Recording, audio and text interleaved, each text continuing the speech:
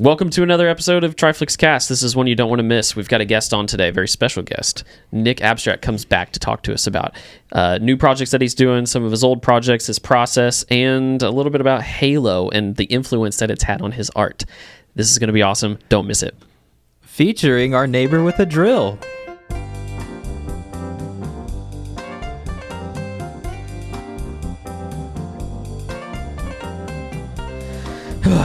Welcome to TRIFLIX Cast. We are professional videographers and photographers talking about the latest techniques, business practices, and tech with a bit of fun sprinkled in.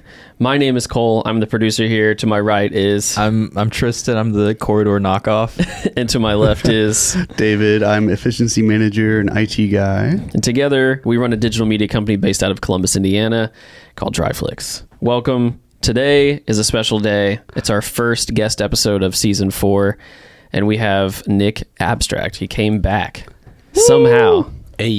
Yeah. Hey, liked us Nick, enough the to come back. Abstract. Yeah. How y'all doing? Oh, dude, we're good. We're happy to have you having a here, great dude. Glad to be back. Glad to be back. So for the people who maybe have not listened to your previous episode, Y'all slipping. yeah, and somehow they live in a cave. They have no idea who cave, you are. A cave with unpainted walls. Yes. Unfortunate for them. Give me your elevator pitch. I'm Nick Abstract. What do I do? Sure. Yeah, I'm Nick Abstract. I do really large kind of geometric paintings on buildings, on, kind of anything that people want me to paint. I've done murals on the floor, on the ground. I've done murals on walls. I've painted a lot of canvases, and I do just a lot of geometric stuff that, I don't know. I really like that kind of stuff, so I enjoy traveling and painting different murals for companies or different businesses. And, yeah. He's underselling it. His stuff is amazing. Yeah. Just saying. It's pretty crazy. I try. It's stuff to get excited you about. painted like a whole building last time you were here. Like a whole exterior, massive, I don't know, probably you probably know every crevice on the wall, but it's probably at least 80 foot by 80 foot. It's like a big old rectangle square. It's like I think it was 160 long. Yeah. By maybe 35 feet tall or something like that. Okay. Is that the largest you've done? No. Well, it's one of the tallest. Yeah. Okay. I definitely can go taller, but I just haven't had a wall that really calls for it. But I have done a mural that's way longer. But granted, it was also a very short wall. So I did a wall in Indy that was it was like 7 feet tall, but it was 873 feet long. Whoa. So it was like 5 blocks. You did the whole length of it? Bro. Dude, How long did that take? Here's the funny part too. you poor calves. Yeah, dude. It was insane. The business that wanted me to paint it was on like an apartment kind of redevelopment. Uh-huh. And it was just this retaining wall that was on the entire property, which was all 5 or 6 of their buildings. It kind of was back in the parking lot area. Mm-hmm. And they originally hit me up and were like, hey, we have this section of the wall here. You can kind of go from here to here. Like, what would you charge for something like that? They were just kind of reaching out for a quote. And I provided them with a quote. And when they did the site visit to kind of show me what the wall was, I saw that the wall was like way longer. And I was just like, look, a mural from here to here would look cool, but you know what I'm saying? What about from here to there? With the rest of the wall. And they were like, I mean, if you really think you could do something like that, I'm like, yeah, I could do that. Yeah, like, hey, what's Bad your idea, dude. Oh. I mean, I did it and it was okay, but the budget though? yeah, the budget had to be crazy for it. And it was also just myself and my girlfriend working on it. So, Ooh. So as an artist, how much do you delegate? Like what tasks you're like, I can't give up my creative liberty and I'll let you do this part? Or are you very hands off with it? You're like, just come on in, let's just paint. no, I mean, I like to have the creative control for sure because, when I've worked in the design realm, there's not as much kind of creative control of some of the stuff that you do. So Yep. I am very particular on like, it needs to kind of look like this, but I can do that to a fault. Mm-hmm. So the design that I actually did for this insanely long wall was like, there were a lot of shapes going on, man. There was all kinds of... love it. Do you want me to? No, what's you're going good, on? man. What are we gonna You can do? bring your mic a little bit closer, though. I can pause till they're done. We'll throw in What is a going voice on? isolator. It'd be fine. I like it. Lean into it. Let me bring up construction noises on my laptop. Honestly, there's a part of me wants to go ask him to stop drilling, but then there's also the part of me is like, What are they fixing? us at 4 a.m. sanding floors at my house, and it's like, you know what? Nobody complained about that. It's one drill. They'll probably Yeah, be done this in is our 5 minutes. comeuppance. They're Yeah. they're hanging up a picture frame. That's what I'm thinking. Yeah. They'll be done. Hopefully, they're still messing with the plumbing at Jill's. You know, it's all screwed up. You think it's underneath of us? It sounds like it's. I felt it on my over feet. there. Yeah, it felt Yeah. like it was Oh. over here. Yeah. Interesting. Yeah. Shout out to Jill's Diner. Great breakfast and loud drills. There you go. Sorry. So Oh, you're you're good. So delegating. So she's just putting up painter's tape for you, and you're just painting everything, right? Is that how it works? Well, so originally, I'll just kind of go back here briefly. The project started out, and I did a whole design render that shows what the design's supposed to be. The client approved it, so I'm like, all right, cool. I order all the paint. I get to the spot, and the first step of the process is lining everything out. And so I'm drawing all the lines for all of the colors I will kind of shape out and color in. So that's like a 2-day process, just lining all the stuff out.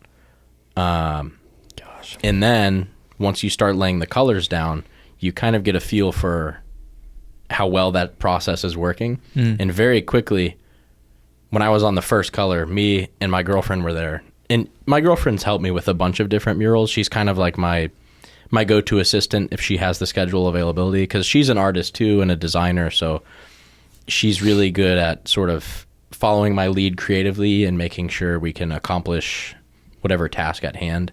So long story short, once we started coloring in some of these shapes, I was like, yo, I'm going to be here for 3.5 months working on this. And I ain't trying to do that. You know, like that. And also for the client too, like, you're not supposed to be on a job site for 3.5 months. Like, I just saw the amount of time it was taking to do such a long wall with the design I had. Yeah. And, you know, regretfully, I kind of had to go to the client and say, look, you know, here's the situation we're in. Would you be okay with me kind of simplifying some of the shapes and stuff Make down? the shapes bigger so that each one's like larger. Yeah, each color section's a little larger, and then I can basically just apply one color at a time across the whole thing. So this is a big part of being an artist and a professional artist, is you have to adapt the stuff that you're doing to make sure you can still, you know, meet a deadline, meet the goal or the task at hand. So, you know, thankfully the client was like, yeah, like you know, you're the artist. We have trust in you. Yeah. So they were like, That's awesome, though. Yeah. they could have been super not cool about it, but they were solid. So I simplified some things out, and I think I knocked the whole wall out in about maybe 2.5 weeks or something like that. That's a big improvement. Yeah, it was. And it was kind of funny. The other day at my studio, I did look at because I print out and laminate the design that I'm going to paint so that I can kind of hold on to it as I'm working. Yeah. And so I was like going through my studio cleaning it, and I found my first design, and I was like, oh my God, I would never have finished that. I'd probably be there right now, dude. It was cool, but way too complicated. So you got to know when to like kind of scale stuff back. That's really cool that you keep like a physical. I don't know if you throw them away at the end, but I would totally keep them. I keep like, them. Yeah, That's awesome. That's so cool to have all those. Like, you know, one day you make it big and you sign them off and send them out to people and stuff. But it's like, I would love to have like an original piece like that up on a wall. It's like that'd be pretty tight. Yeah, it's cool too because they each tell a story as well. Like sometimes, like I don't have a laminator, so if I plan ahead, I go get it laminated so that if paint gets on it, if I have to put it in my pocket, it's not going to get messed with. But like, I forget, so I end up with just like printing out an 8.5 by 11 piece of paper and like folding it and putting it in my pocket. So like when you work on a mural for a week and a half with a tiny 3-inch piece of paper in your pocket and you're doing physical labor, Yeah. that piece of paper gonna look crazy when you're done. Oh, yeah. You know? So like I have these sketches of these designs that are just mangled with like paint splattered on them, and like I dropped it in a gallon of paint, but like it's a cool little unique thing, you know, and it tells the story of like there's sketch marks of how I line the design up to the wall, and like Yeah. I don't know, That's I awesome. think they're kind of neat. I think the randomness of it is kind of like what draws the appeal to me, because it's like if it were fresh and clean, it's like cool, you printed it off and you have it up on a wall, but like the fact that it was a part of that process, it's like almost historical, where you can see part of the process in that document when you're done. That's so cool. For sure. One of the local coffee shops in town, they bought a bank, and it was a bank that was made by some architect that was contracted through one of the Cummins guy that like did all the other buildings, and they designed this building to like emulate like a boat on a river. And so, yeah, it's really weird because it's an older style architecture, so it's a bit more like abstract or simplified. But if you look at it and someone says it's supposed to be a boat, you're like, oh, I get it. But they kept all the original designs on the inside, and they framed them, and they put them in picture frames, and you can see all the original blueprints for like how they were designing this way back when. That's cool. Which was a way to preserve like all the architecture and everything. You're talking about Lucaby's on the river? Yeah.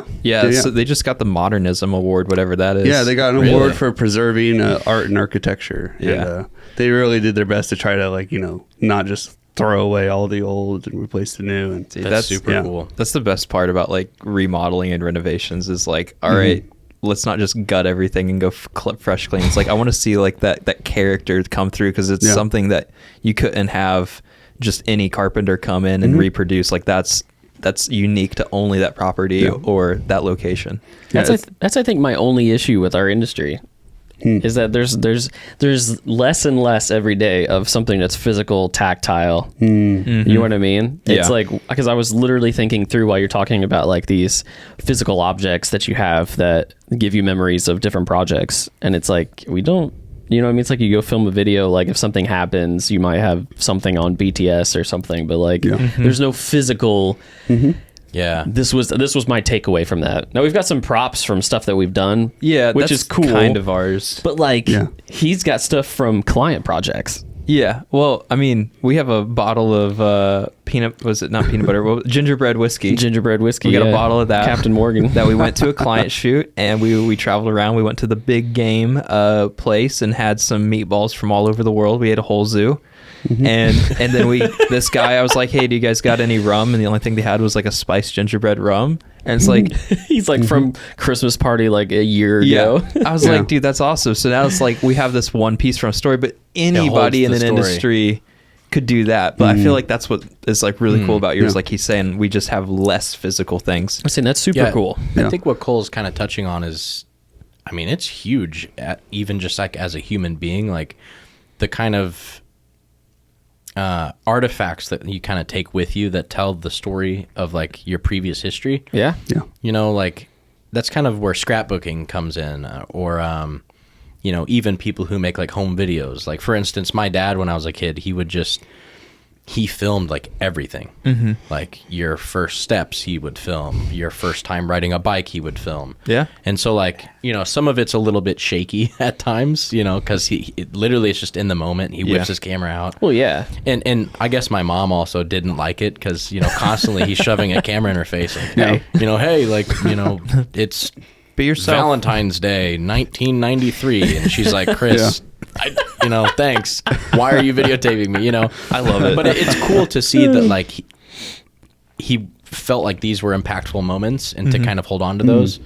So it's always a trip being able to look back on some of that stuff too. And I think some of that also ingrained in me this the element of like your history and kind of where you come from, and trying to find a way to kind of capture that. And I think through these like sketches and mock-ups that I hold on to your point, I have had that thought of like, oh, I could just trash this. Like it looks like garbage. You know, it's just a mangled JPEG printed on a cruddy piece of paper, but it does tell a bit of the story. And so as an artist and as a creative, at the end of the day, it is weird to like think that you are a storyteller, you know? Yeah. At the end of the day, how do you fold some of your story or some of your life experiences into something that otherwise could just be like transient and not really connect with people?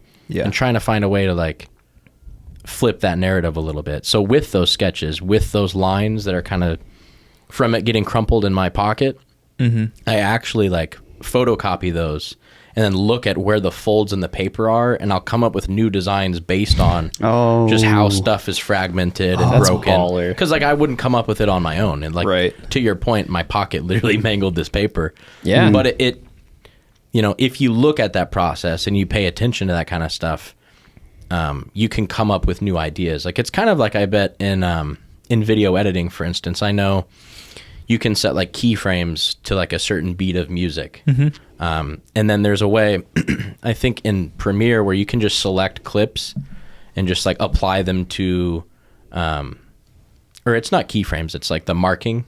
Okay. So you mark along like, let's say a rhythm. Yeah. And then you have a set of 50 clips. You can just grab those clips and toss them in. So like, let's say you're making a video that doesn't need to be final, but you're wanting to get a taste for how the footage you shot kind of is working. Yeah. You can just like grab a chunk of, I mean, this is probably real basic for you guys, because you guys do this all the time. You're explaining it to people that may be less familiar. Sure. So you just grab a bunch of clips and toss them in there, and you can just kind of see how the film is starting to develop. Yeah. You know, you can see...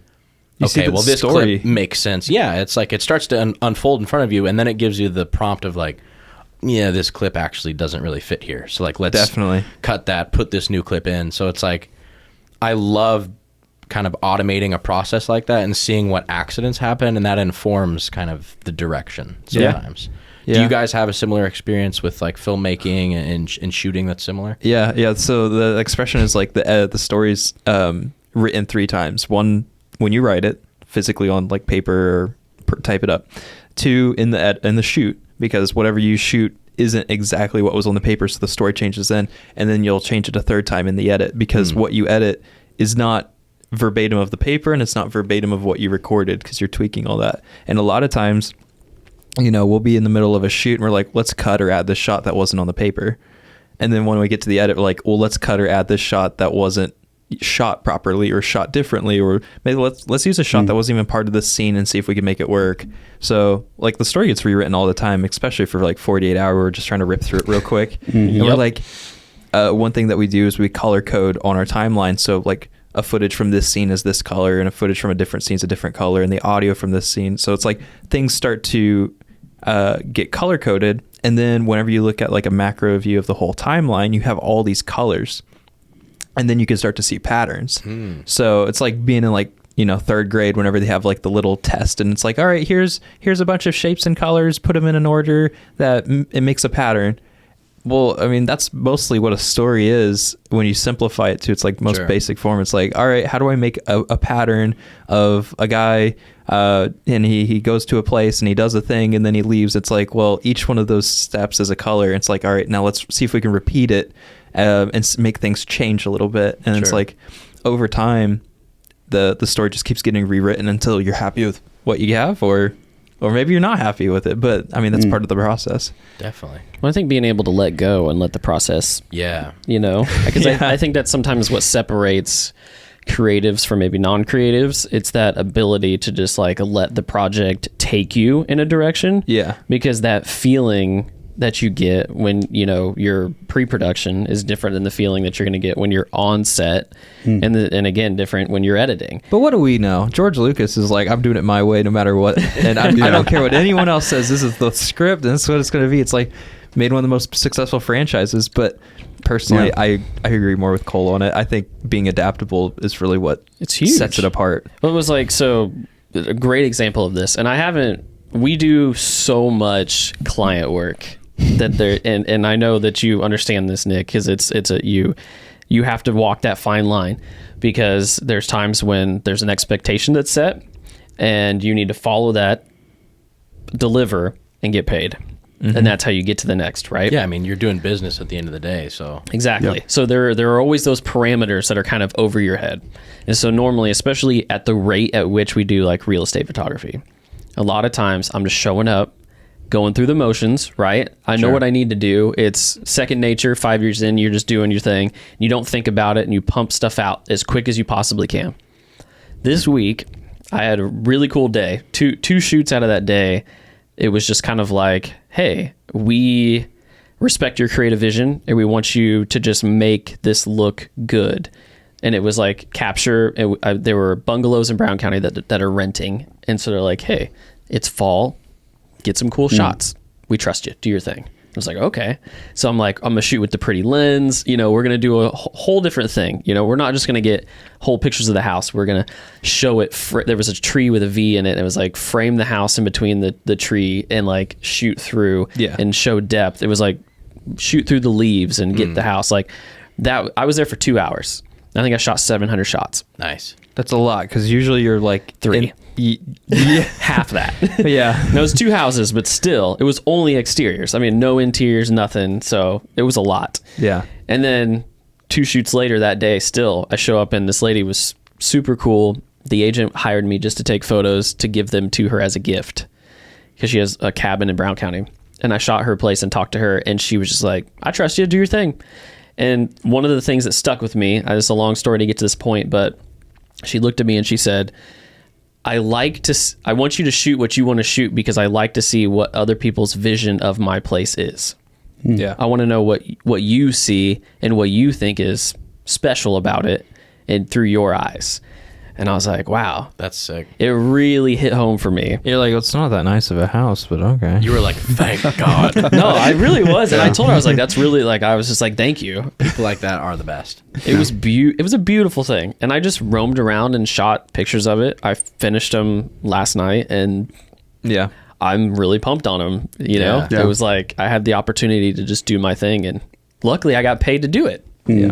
It's That a was so beautiful sick. thing. I would argue, Tristan, you said the story gets written 3 times, but I would say maybe it gets written 4 times. And it's when people watch it and Oh, yeah. receive it. After the Because, review like, we have process. every intent that you're putting into it. But like, with Star Wars, everybody, I think it was Harrison Ford on set. He said like, this is some crappy movie. He doesn't think he's going to go anywhere. Yeah. And then it explodes into this cultural phenomenon. It's outside of their control now. And it's like, what is Star Wars anymore? You know, he Like- was like Harrison was actually like a carpenter up till his 30s, and then he became like No one of the. way. Yeah, no, he like had. It's a funny story. Yeah. He had very little desire to go like. He was never like the guy that goes out to LA, lives in a van, and like does acting. Like he was a carpenter and really good one, I guess, because he did it for most of his life. And then he's like, acting's cool, and then gets picked up and becomes like one of the most paid actors of all time. Like Yeah. for one of the largest franchises, one of the most iconic roles. It's like, that's fine. Yeah. We'll give it Yeah. a shot. So I want to go back to touch on the whole storytelling, like how it does change, like you're saying. I mean, you're probably familiar with Casey Neistat, aren't you? Like Yeah, maybe a for little sure, briefly. So Who? he's Casey Neistat. Yeah, no.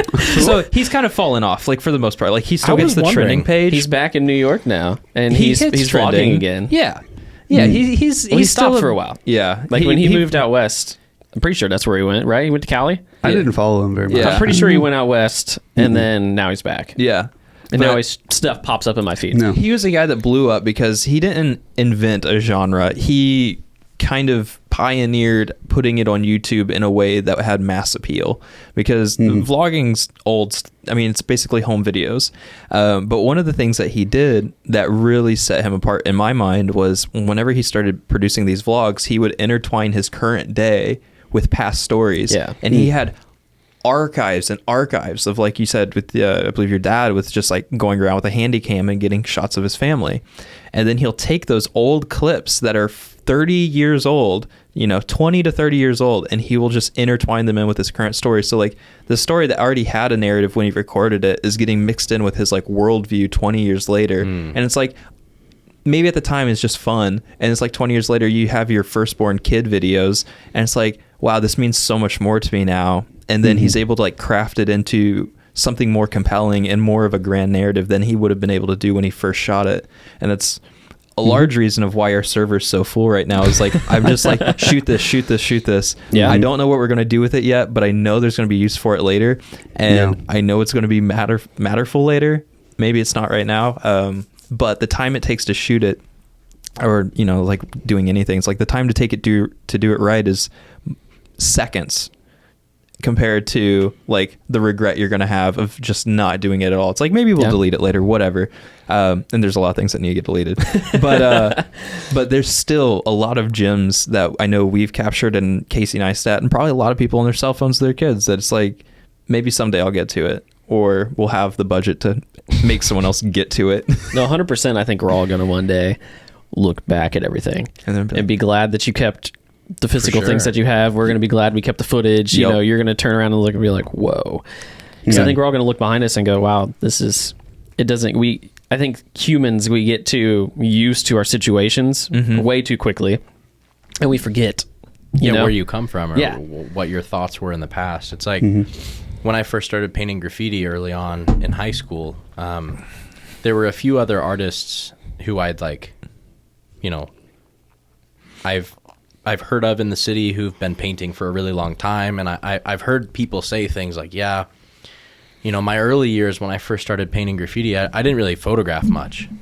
Like I didn't really document a whole lot of it. You know, I just kind of went out and painted, and you know, that is really cool, and those memories live on in that person probably very authentically.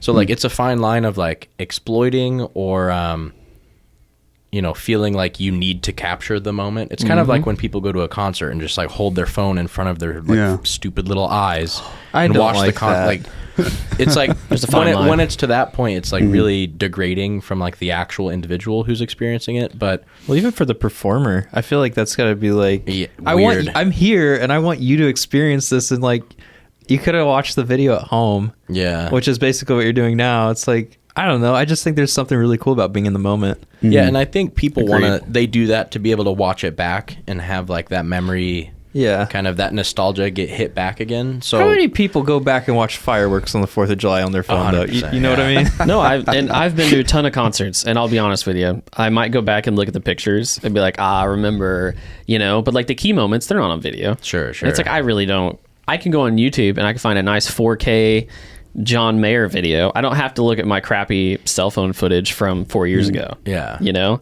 And I think too, like, you know, the element of wanting to capture a moment, I think is beautiful and awesome. Yeah. But with the right intentions. What all of it, the right intentions, but it all comes kind of down to like, you know, when I think about my art and the stuff that I do, or even like the costs of associated for me to do a mural or a painting for somebody, it's not so much that they're paying for that canvas or that wall. Like what you're really paying for is the years it took to put my brain and my physical body in the ability to have whatever I'm going to come up with for your wall in that moment. You know, so it's like you're not really paying for the canvas, you're paying for the life experience that led me to the moment where I paint that canvas. Yeah. Because like that's worth a lot of money, you know. You don't just sit one day and just, I'm going to do this.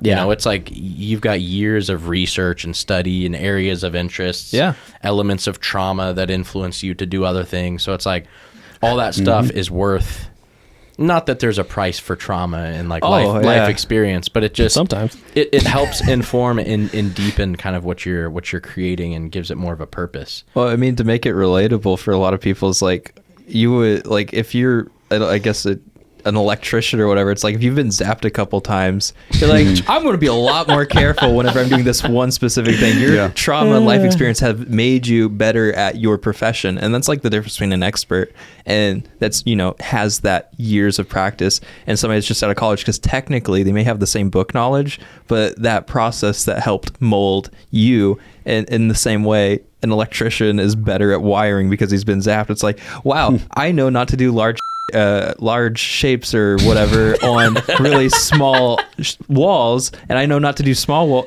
shapes on a large wall, because if I do, I need to estimate it properly for time and budget. And it's like, those are things that somebody right out of school is like, oh, I'm an eager man, I'm going to get out there and I'm going to work 14-hour days and I'm going to pump this wall out, and they're going to get in like 2 weeks and they're like, I'm dead, I don't want to live anymore. I never want to see this wall for the next 2 years. When I live in the city, every time I drive by this wall, I hate it. I don't want to see it. Should have been an accountant. So, and then the other thing I was going to say is the Childish Gambino, Donald Glover doesn't do a lot of concerts anymore because he's good at a lot of other things that he wants to do. But there was one concert he did most recently where he had everybody like turn in their phones. Like there was comedians no have phones. been doing that too. Yeah. Dude, that's like such a baller move. Where like, you know, I can turn people away because everything sells out. So the people that come, it's not even a money thing. I could charge more for the tickets and have less people, but instead I'm going to tell people they can't bring their phones in. And there's always going to be people that sneak it in, but I think if you go to see an artist, you're there for that experience. So it's like, if the artist asks you to do something, you should probably do it because it's his vision. Like he wants the experience to be a certain way. Yeah, that's where people are just leaning into being like a legit artist, to have that kind of creative control. It's dope. I think one thing that actually taught me a lot in my art practice is before I was like a painter or doing murals or anything like that, when I was thinking of what I wanted to go to college for to study, in 8th grade, I got my first DSLR camera. And I really fell in love with just being able to shoot and capture moments and stuff. And I was like, maybe I want to go into photography and become a photographer and try to study that. And so I was. It's not all it's cracked up to be. Well, man, it was really kidding, interesting. man. Do you know what sRGB is? Yeah, there's a lot to know for sure, and a lot to get lost in. But I was reading forums and like participating and posting photos and having them kind of critiqued by a group of other shooters who would kind of give feedback and say, oh, what if you frame it this way, or et cetera. But one thing that was an essential lesson for me that I still use to this day is divergent and convergent thinking. So when you go, let's say, Cole, you have to go shoot a house or something, and the person gives you the creative control, like, hey, Cole, we want you to just do the best you can do, make this house look cool. You diverge. So you take a bunch of photos from a bunch of angles. You go stand on top of the van or your car or something to get a different angle or whatever you have to do. Yeah. You just capture and you just do a lot. And then once you have all of that information, it can then inform you on how you can converge on that information. Yeah. To like, better make, how do I say this?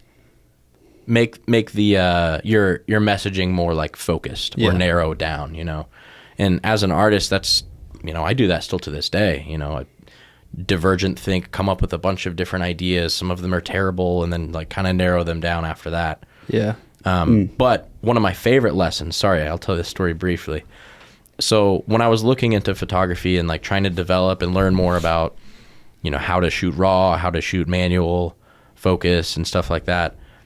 One thing that a lot of people were saying was like, look, before you get all these fancy lenses, just get a nifty 50 and just like learn to shoot with that. And I'm like, what's a nifty 50? So it's like, oh, okay. It's a lens that just has a focus ring. There's no, like, yes, you can autofocus with it, but there's no zoom. Like if you want a different crop, like you're moving. Yeah. Like your physical body, like you got to walk over there for this shot. So one thing I really liked about that was limiting yourself actually frees up an immense amount of creative, like what is it? Creative potential. Yeah. So like by limiting, let's say for me, like colors or something I'm going to use in a mural, I'm limiting what I can do, but that kind of creative restraint actually frees up a lot of opportunity, which is super cool. So that's just one thing with photography and murals that's kind of parallel. That do you guys have a similar experience to that? I mean, literally just those houses the other day, I told myself, and my 50 is my favorite lens, by the way.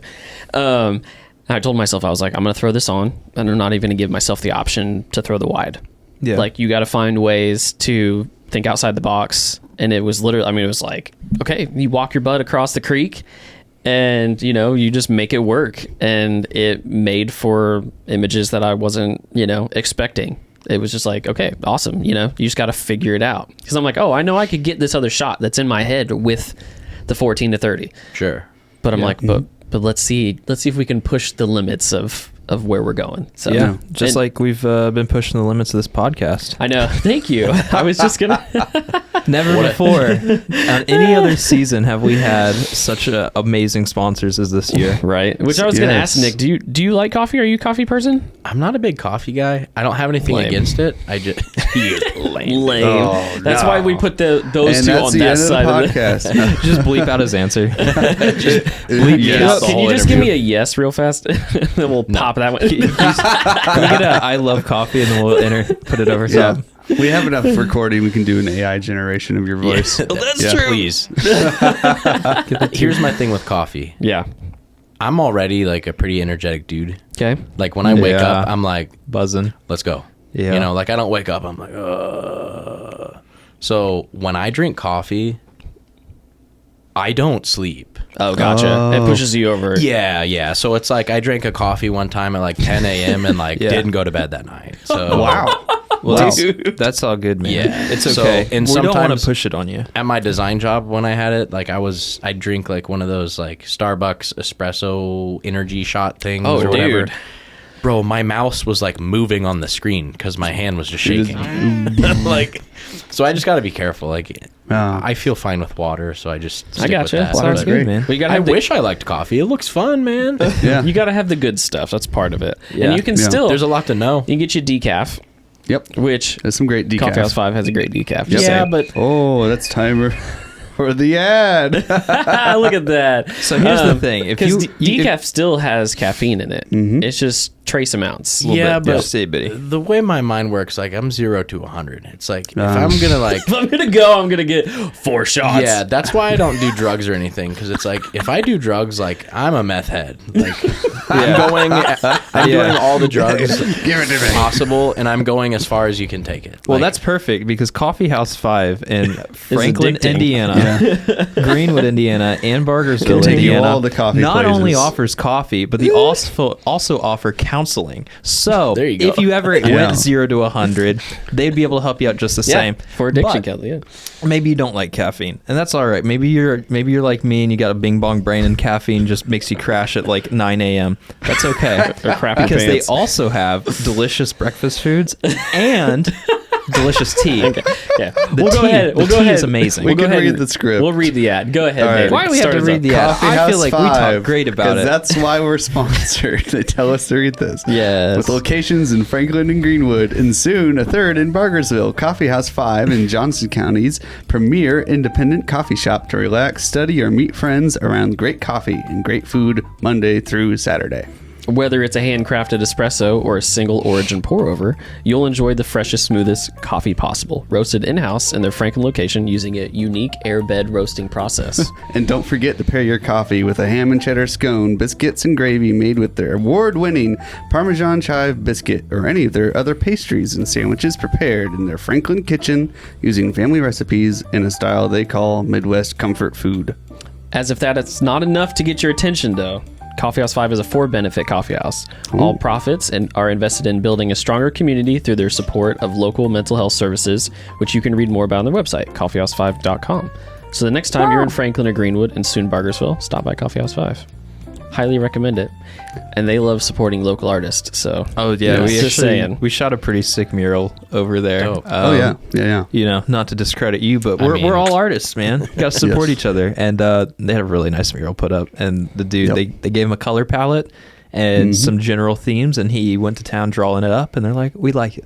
Let's do Nice. it." And now he's got I don't know, probably a 30 by 10 foot wall up there. It's a big one. Yes, I was going to say it's a pretty- nice size wall, yeah. It's at least, I'd say, 30 by We'll 10. have to show you the video. I Yeah, know you're I'd no love to see stranger it. to painting coffee places, but... Sure. Yeah. That's the thing. Like I'll paint a coffee shop for sure, but No. I don't really drink coffee. It's not that I don't have like.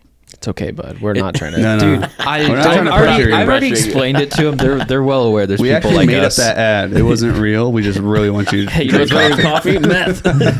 Let's go. That brings us to our second sponsor, meth. Have you ever wanted to destroy your whole life? Yeah, very easily. Throw away Including your everything. teeth? Start from Meth. scratch. Well, that's all right. I mean, that's just how my personality is. I can't. Yeah. If I go down a road, like But that's good I you know drive that. that road as far as it goes. Yeah. Yeah. So I got to be very Interesting. careful what roads I take. You know. That is... Yeah, no, some people are kind of like genetically predisposed or whatever, Yeah. predisposition, whatever, to those types of things. Like my wife's very cautious about certain substances in her life because she knows that like certain family members have also had that issue, and it's kind of like a family tree of issues. So she's like, I'm just gonna either be very, very moderate and like have a hard set or none at all, and she kind of errs on that side anyways because she's just like, I'm not going to risk it because she knows that that's like something that could be an issue. So I respect the fact that you're well aware of it, man. It's good to know yourself. I just got to limit what I can do, So like that's why I don't drink either. Yeah. It's like if I start drinking, like I'm like fighting people probably. Like I would just take it, dude. Like I would just be like, let's go. Like whatever we're doing, let's just take this as far as I can run with it, So if I don't do that, then I can take whatever like creative stuff that's healthy for me to do. Yeah.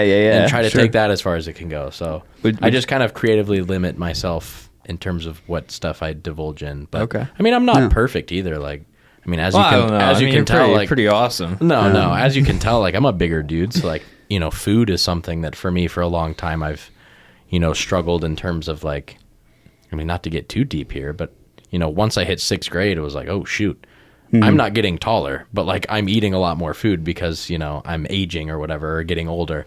Yeah. So like, food is something I definitely do go all the way with. Oh, yeah. I will eat a whole pizza, like that ain't good to do, Yeah. So That's just impressive. it is not impressive. It's not impressive. It was when I was younger. Sorry. I don't know. I'm like, man, maybe you should get into competitive eating. No, dude. No, no. So I think what I need to do is get like into exercise 100%. I was gonna say, I guess if you know, no matter what, you're always gonna push everything super far. Yeah. Except next thing you know, you're gonna be looking like Dwayne Johnson. That's the I would hate Dude, that's for the that. thing. Like I see people who are like mad excited about going to the gym and like drinking all the protein powder, and I'm like, that does not look fun either.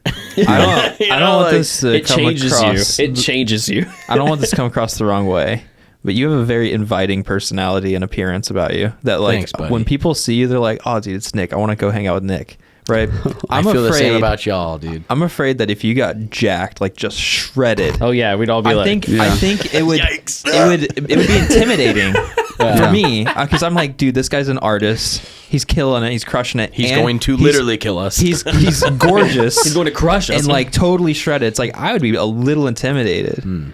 But like the fact that like you're I'm glad I'm not gorgeous and you're not intimidated. no. Don't take this the wrong I see what way. you're saying. My point is You have it all, but not right gorgeous. now. I like I gorgeous see was what the you're word you saying. used too. gorgeous. Just like I'm talking like the Chad face. You know what I'm saying? Like the face that is unattainable. Like, Yeah. years of practice. What comes to mind is like my dad, for instance. It's so funny because a lot of my friends were like terrified of him. Really? And like, yeah. And he's bald and like he Dwayne used the to- Rock Johnson. He doesn't look anything like Dwayne the Rock Johnson. But I will say, he used to wrestle in high school, and like my dad can just, he's not a weak dude. You Yeah. know? So like, and he also has the type of look where it's just like very serious all the time. Like when you see him, you're like, oh, Yeah, no. bro, he's like real serious. And then like you say something, he's like, oh yeah. Like he's not serious at all. Like his face is just, like determined looking all the time. So like for some people who are a little more like insecure, like you see some dude walking around like with some pep in his step. What's just his like, deal? Just going about his business, and you can be like, oh, like, I'm kind of scared around this dude. But like, my dad is not an intimidating guy. Like he could be like, hey dad, and he's like, oh hey. Like he's not Yeah. he's not gonna get like freaked out or anything. So like, I don't know, it's just interesting when how you come across to different people. So I'm glad I'm friendly. It's the reason I'm Oh, not yeah. customer facing. Yeah, exactly. Well, yeah. We don't need to dive into that one, but there's a lot to that. We could talk all day. Oh yeah. Yeah. I'm curious. Would Sure. you give some inside baseball real quick for me? What's inside On baseball? what? Well, I just like you're a professional, right? You do paint, you do art, you do murals, Like the and behind all the the scenes, things. you Yeah, I know? want to know. I'd like to think I'm a professional. I mean, you're But getting yeah, getting paid to do it. That's professional to me. You're in good company. We'll We go all with feel the what's- same okay. way. Okay. People So- say, you got it. You're the professional. I'm always like, yeah. That's what the business card says, I Right? guess. Okay. Go for it. I'll just rattle off 3 here. Sure. Do paintbrushes, if I'm painting, is there a specific type of paintbrush I need to buy? Is there something special, or you think it's a paintbrush, man? Don't go cheap with paintbrushes. Okay. Like a good paintbrush is a good paintbrush for a reason. Yeah. Purdy is a brand. They're like the yellow ones. Okay. Purdy's fire. Everything Purdy makes, fire. All like right. if you're gonna paint stuff, Purdy's the way to go. I'm not sponsored by them in any way. That's but all like, right. Yeah. I Hit 'em use a up. lot of their stuff, and it's all built really well. It doesn't like fray and fall apart. So, but I don't usually use a lot of brushes in my stuff. Like even my canvas work, it's all like aerosol. I was gonna say you And said tape. brush. I'm like, you know, the dude doesn't. He's not. He's, a, he's done he's a not a couple. brush. He's not a brush boy. He's done a couple. So then, when it comes to the aerosols, is there one of choice? There is an Italian paint company called Loop, and Loop makes really, really good spray paint. It's not necessarily for studio work per se, but like if you're painting something like a mural or like a graffiti piece, Loop it's my favorite to paint with. The Dang. valve system is just like smooth as butter. This dude's legit. He's importing his paint from Italy. I And know. what can you say? I know, right? It's like, I'm not a dang. professional or anything. Because like some spray cans, when you use them, you get kind of down to the bottom of the can in terms of what's left, and like you're trying to spray that last bit out, and the can starts kind of cutting in and out, and like you can't really get the last bit out, dude. A Loop can, like when you're like you just paint with the can the whole time, and then eventually like you press the nozzle down and nothing comes out. Oh, that's fantastic. So like Yeah. it's not sputtering as it's kind of falling apart, or like falling out of how much paint you have. But when you're done with a Loop can, it's like clink clink clink clink clink. Like there's nothing in. It's literally just like a tin can now. Yeah. There's That's like legit. it drains all the paint out of that. Okay. So I find that a Loop can stretches really really far too. Okay. Yeah, I was So- looking at your Instagram and I saw that you had your the aerosol can. You were spraying everything. I think I even saw some of the tape. How long did it take for you to build out this process? You're currently working over some of like the trial and error stage. Good of that. question, man. Wrong time. No, I'm thinking here. Well, I know, but you've been doing it for a while, right? So it's like, I mean, I'm sure trial and error. Yeah, trial and error is huge too. But the biggest thing was like, what I could design on a computer or what I could sketch on paper. Like, I couldn't really achieve that at first because like a computer is just like instant and it's so crisp and it's so sharp, and like trying to render that on a wall or a canvas is like there's all these obstacles of bricks or like the canvas texture, and so. Makes sense. I never thought about that. It became a bit of a challenge of like, how close can I get this to making it look like a machine made this? So like when someone looks at a mural that I did, like I want them to think that just like, I don't even know. Like it just like Precision. it's so crisp and Yeah. it's so clean that it's like, how did anyone do this? Yeah. There's Yeah. like a big pole and there's a big hole in the wall and the brick is half falling apart. And then there's this air conditioning unit that's in front of the wall. How do I put a straight line across all of that? Yeah. Like, it ain't easy, but Is there a trick? you know what? Yeah, lasers. Here's something that's really weird Nick. though, is like when you're doing line work on a wall and it has to look like straight, you can't, when you're taping it off and sketching the lines out, if you're just doing it from your perspective at the wall, it's not going to work if you're looking at the wall from 30 feet back. Yeah. So like, for instance, on the 6th Street mural that I did, there's a water drain spout that kind of goes down through some of the colors. And when I was up 30 feet in the air on the lift, I was trying to just continue the lines, and have the line go over the water spout. Or I don't know if spout is the word. Downspout? Yeah, I think that's probably the word. It's like I don't know. Yeah. Yeah, it's like the drain from your gutters that goes down the Drainage side. pipe. yeah. Yeah. Ugh. So I was trying to have the line like continue over that, and so when I was up there, I continued the line from what I thought and put the tape there, and then I was like, let me just go from the ground and see if that line like continues. Dude, it was so off, To be like, that's a really bad robot that made that. bro. It was just like. It looked like the Bad line robot. goes way up because Yeah. I was looking from the perspective of being 30 feet in the air. Yeah. So Yeah. what I really had to do was like, so for those watching on video, like I'm trying to have the line go straight this way. Okay.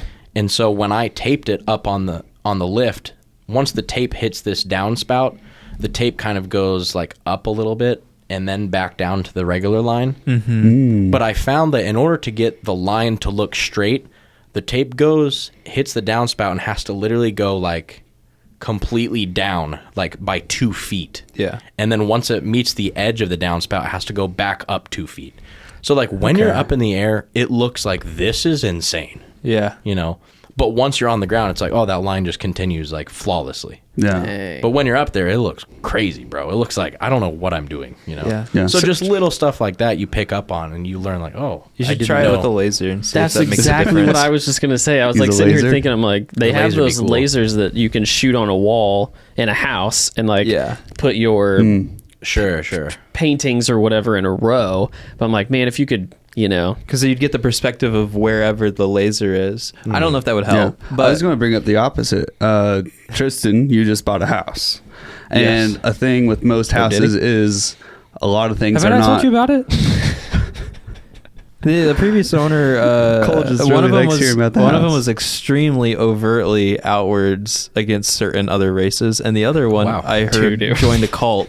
So our house is pretty dope. Okay, so that's not where I was going with this. It's okay, at all. but that's interesting. it's Okay. been a fantastic. So just a lot what with in the world. houses is, especially older houses, that are not square, which means a lot of the lines and like flat surfaces are not perfectly 90 degrees like They're in a perfect spheres. square. And so in houses, whenever you're remodeling and you're like replacing like faceplates on light switches, you don't always go with what's perfectly level or straight up and down.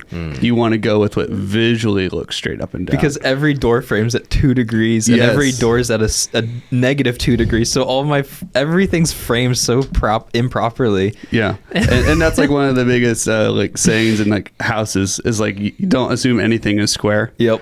And so that just made me think of like how you visually or creatively need to make it look right instead of it being like be right. Yeah, If that sure, makes sense. sure. Do you run into that a lot, especially with your straight lines everywhere? Yeah, it's a trip. It's a trip, man. Like sometimes I'll step back from a mural, like when I'm done with it, and like I've worked through all those problems, and like when you're in the moment, you're not even really thinking about it. You're just like in production mode, you know, just making it happen.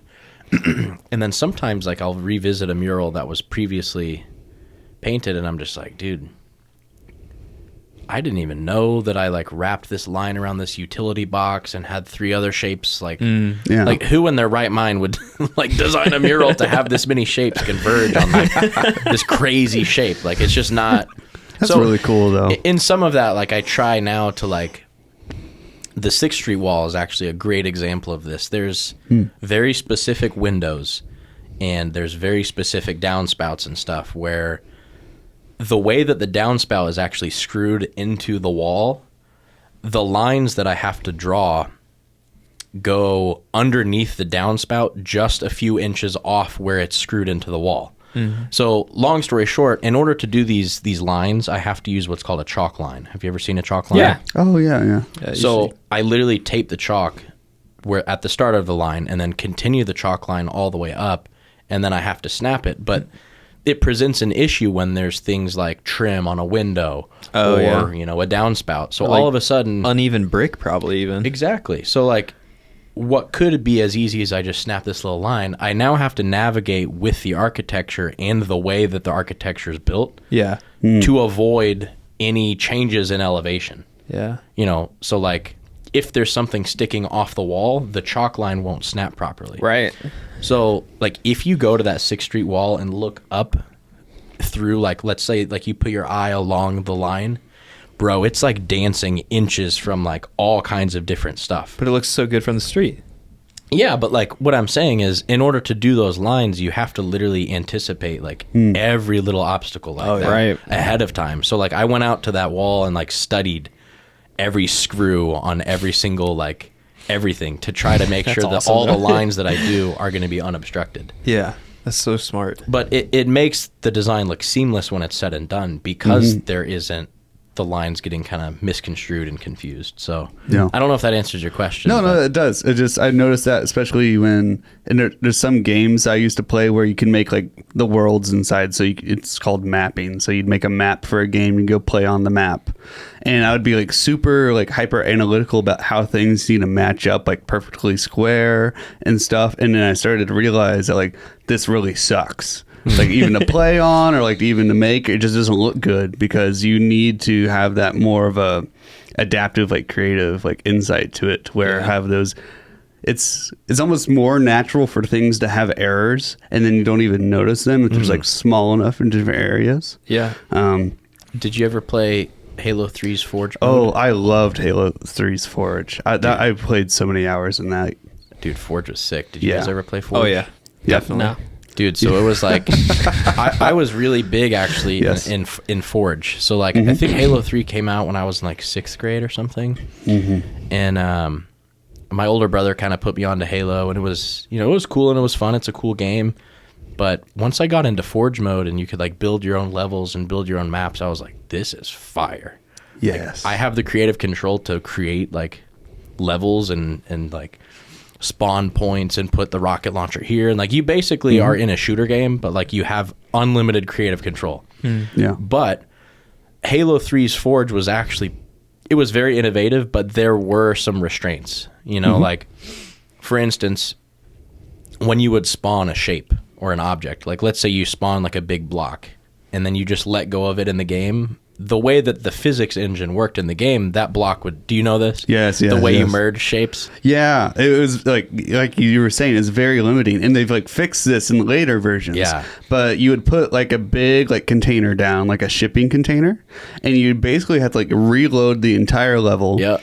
And then put another one on top, reload it again, and delete the one on the bottom, and it would be floating there. The one that you, and so you would have to do You had this to trick over the and game. over. Yes. Yeah, you literally had to trick the game to like build stuff. So I was a part of the Forge community where we made like racetracks. Oh yeah. So like me and I met this other dude from Tennessee, and bro, like in Halo 3 it took us like 2 months to glitch the game hundreds and hundreds and hundreds and hundreds of times Yes. to build these racetracks. That's so cool. And like Yeah. it was like me and this other like middle school kid from Tennessee, and we're like on Xbox Live every day, like, and I would join his games and critique and be like, what if we put like a banked turn here, and like Yeah. we were Yeah. literally like designing racetrack levels. Yep. But what was tight was like when you finished, you could then share that with your friends, and like I could send it to you, Tristan, and you could download it, and then you and your friends could play on it. So Yes. I had a That's few tight. tracks that got like thousands and thousands of downloads, and I'm just like a 7th grader, like, oh my god, this is the coolest thing ever. And like Yep. it was super. I'm a duper game fun, man. designer now. Yeah. People would take that and run with it, and one of the byproducts of that is you could make shapes intersect with each other too, because you could put them on a delay. Like you can make it spawn in Yes. like 30 seconds later. So you had 30 seconds to go in, put a new shape intersecting with the other one, and then the old one would spawn in. And so you have like two boxes inside of each other.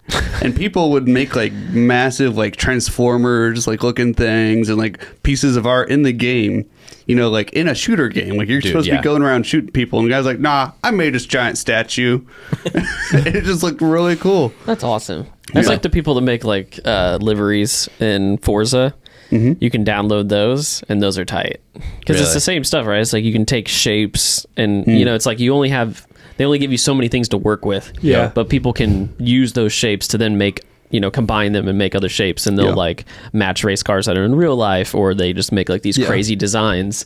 And there's like a whole community that just makes these skins for these cars. Well, it's like Yeah. shooting with the Nifty 50. It's like, here's Yep, a yep. ton of constraints. Yep. Yeah. Go make something cool. And it's like, my favorite is just like breaking games. Like I remember like my favorite part of like You? childhood was like Call of Duty. And it's like, all right, Yes. we spent so much time developing this game, hundreds of hours, thousands of hours, whatever, millions of dollars in development.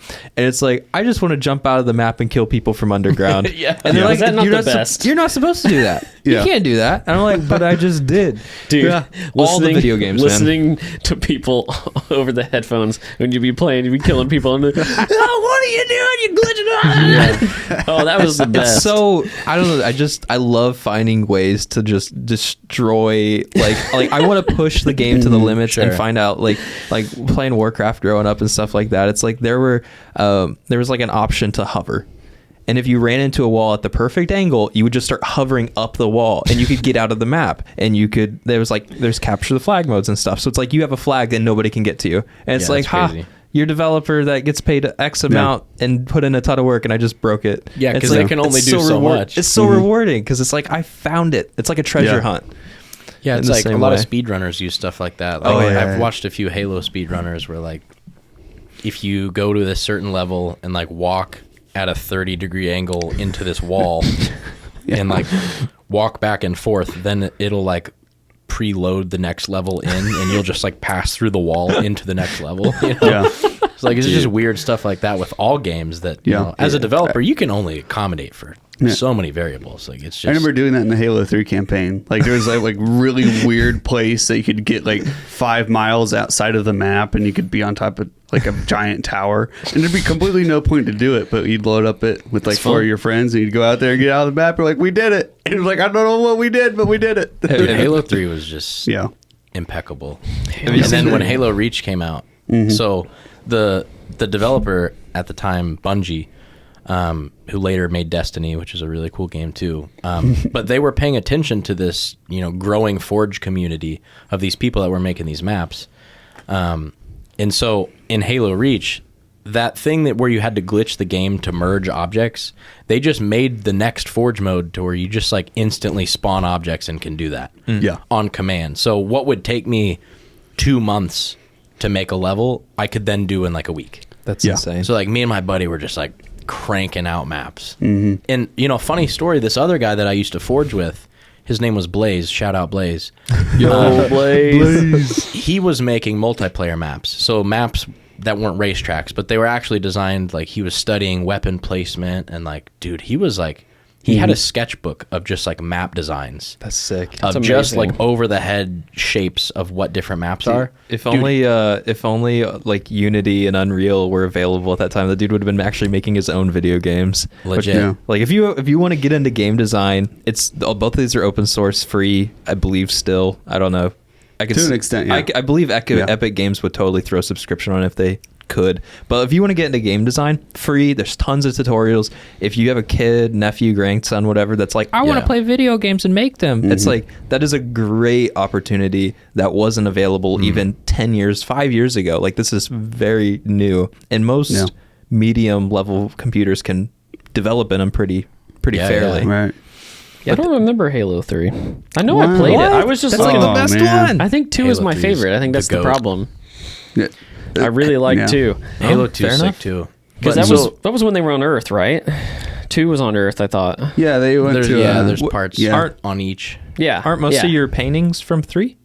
Or is is it the from Halo Canvas series? A lot of them are. I think they're all from Halo 3. Actually. That's what I thought. That's how much this dude likes Halo. Dude, Yeah. it's sick. that's Like you're great. all They're- about the space, man. Those are freaking awesome. Yeah. Thanks, man. I'm glad you guys got to see those in person too. Me I too. definitely They're will. big, man. They're not Well, small.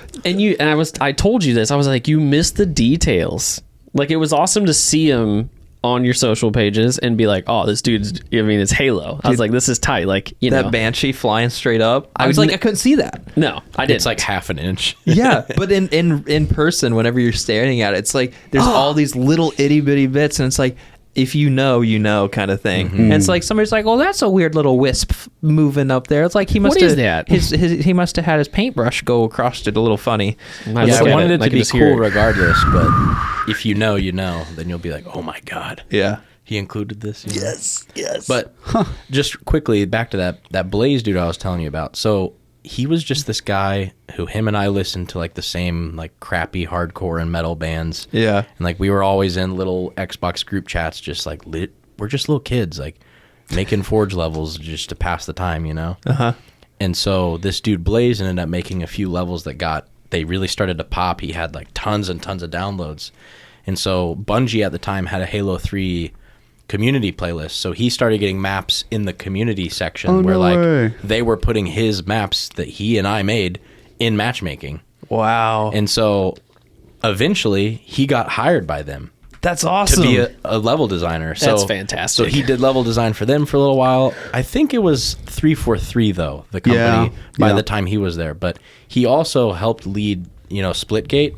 He was like one of the really? main level No designers way. for Splitgate. Yeah, so Splitgate is pretty similar to like Halo. Like almost all the weapons are like People identical. who liked Halo Yeah. were like, yeah, Halo's going They in the know what's direction up. we don't want. So like, let's just make our own new game. Yeah. Wow. And it's sick. Yeah, I played it a lot, and then Infinite came out like a little bit after that, I think. Yeah, a year ago. And I have mixed feelings about Infinite. Well, what are your thoughts? I enjoyed it in the beta. I played it a lot. I was like, "Oh, this game's gonna be great." And then when they released it, I feel like they didn't address a lot of the issues. Correct. And so that's where my disappointment began. Just like they Yeah. haven't. And I know there's a lot of background stuff happening there that's probably preventing them, and I feel like they have a really small cut down team for what they need. That's what it sounded like. And that's where most of my disappointment is. I think it's mismanagement by Microsoft. That game has crazy potential. Yes. You know, that's the thing that's such a bummer is like the bare bones of that game and It's the way great. it all looks. Yeah. I love the it's story. like it's pretty perfected in terms of like the art style, I think. Oh. I think they nailed it. Like, Yes. the way everything looks, the armor. Yeah. Because like Halo 4 and Halo 5, you know, after Halo 3, it's like, dude, what do we do? That game was flawless. So 4 and 5, they were just like, oh, let's Gotta do just try all something this. different. Yeah. Let's try all this new shit. Like, let's make it look, Yeah. you know. Which some of it's cool, but Yeah. it started to pull away from the true Halo that a lot of people came to really know and love. And so I feel like Halo Infinite was like, you know, sorry if you're not even into Halo at this point of the conversation. No, it's all good, man. It's a I big feel like they're here inspiration. for you, and you're here because of Halo. I mean, dude, it's a pretty popular franchise, you know? Like the Halo TV show came out. Any of you guys watch that? I started it, and it was so off canon. I just Yeah. couldn't. Yeah, I watched the first episode. I was like, As soon as he took his helmet off, Yeah. I was like, nah, dude. It's like, why, bro? yeah, That's the whole... You're Master Chief, dog. yeah, It's the Put whole the helmet thing. on and just Yeah. destroy. John Halo. John Halo. Yeah, Master Cheeks. That nickname kills me. But Infinite was awesome. I thought it was awesome. I mean, Yeah. the game Yeah, yeah. mechanics, like that, it had issues, but I played through that and I couldn't stop. It gave me all the feels. Like as soon as I started, I was like, "Oh!" My wife was like, "Are you okay?" And I was like, "I'm like you, Master you don't." Cheeks. I was like, "You don't understand. Yeah. Like this is nostalgia right Yeah, to the bro. heart because we had the first Xbox, Yeah. and had LAN no idea." parties. Halo was just like my brother played Halo online on the computer at some point, was like really good at it, and it's just like we were about it, and so watching it evolve over time. Yeah. And It's tough watching a franchise change, you know, like Star Oh, yeah. Wars and stuff too. Like, Yep. that's what's even stranger. Like with the Halo TV show, it's like, dude, a Halo movie or TV show is like, I'd be so about something like that. Then once it came out, I watched the whole season, and you know, it was kind of cool though, because like, I think they're trying to appeal Halo to like a larger audience, which Yeah. as a Halo fan and Halo purist, you're like, yeah, but like, let's not do that, you know, Right. kind of a Yeah. thing. But I did watch the series with my girlfriend, and she was like, that was really good. Yeah. Like I actually genuinely enjoyed like top to bottom that entire series. I was like, for real? Like even Wow. him taking his helmet off and this and that. like, She was like, yeah, like it was just like a good sci-fi kind of show. And I'm like, yeah, Well, that's you know, the that's kind of cool that it's exposing new people to something that it looked Yeah. good. that's like the struggle for large companies like that once you get so big. So like that's a movie or that's a video game adaptation that went for the mass appeal route, and I assume it's doing good. If I'm people sure they made a boatload of money off of it, but Yeah. like the people who know Halo and love it, Yeah. it's kind of like, Yeah. bruh. It's Well, that's so the- strange because it's very similar to the Star Wars, because Star Wars has this whole canon of books that they just kind of discarded to the side. And so does Halo. Halo has a ton of books about all these stories that are in depth. And our friend John Bundick, he loves those books. Really? And I don't know if you've read them at all. I haven't. But Does I've Joe heard they're Staten great. kind of write those? The 343 lead guy or whatever. I don't He's know. been like involved with Halo Yeah. from the jump. Yeah. I know he's been big in it. I don't know if he had any influence in the books. I haven't read them personally, but I've heard they're great. And like they've been around forever. And they didn't pull on that resource either, which was just really disappointing. yeah.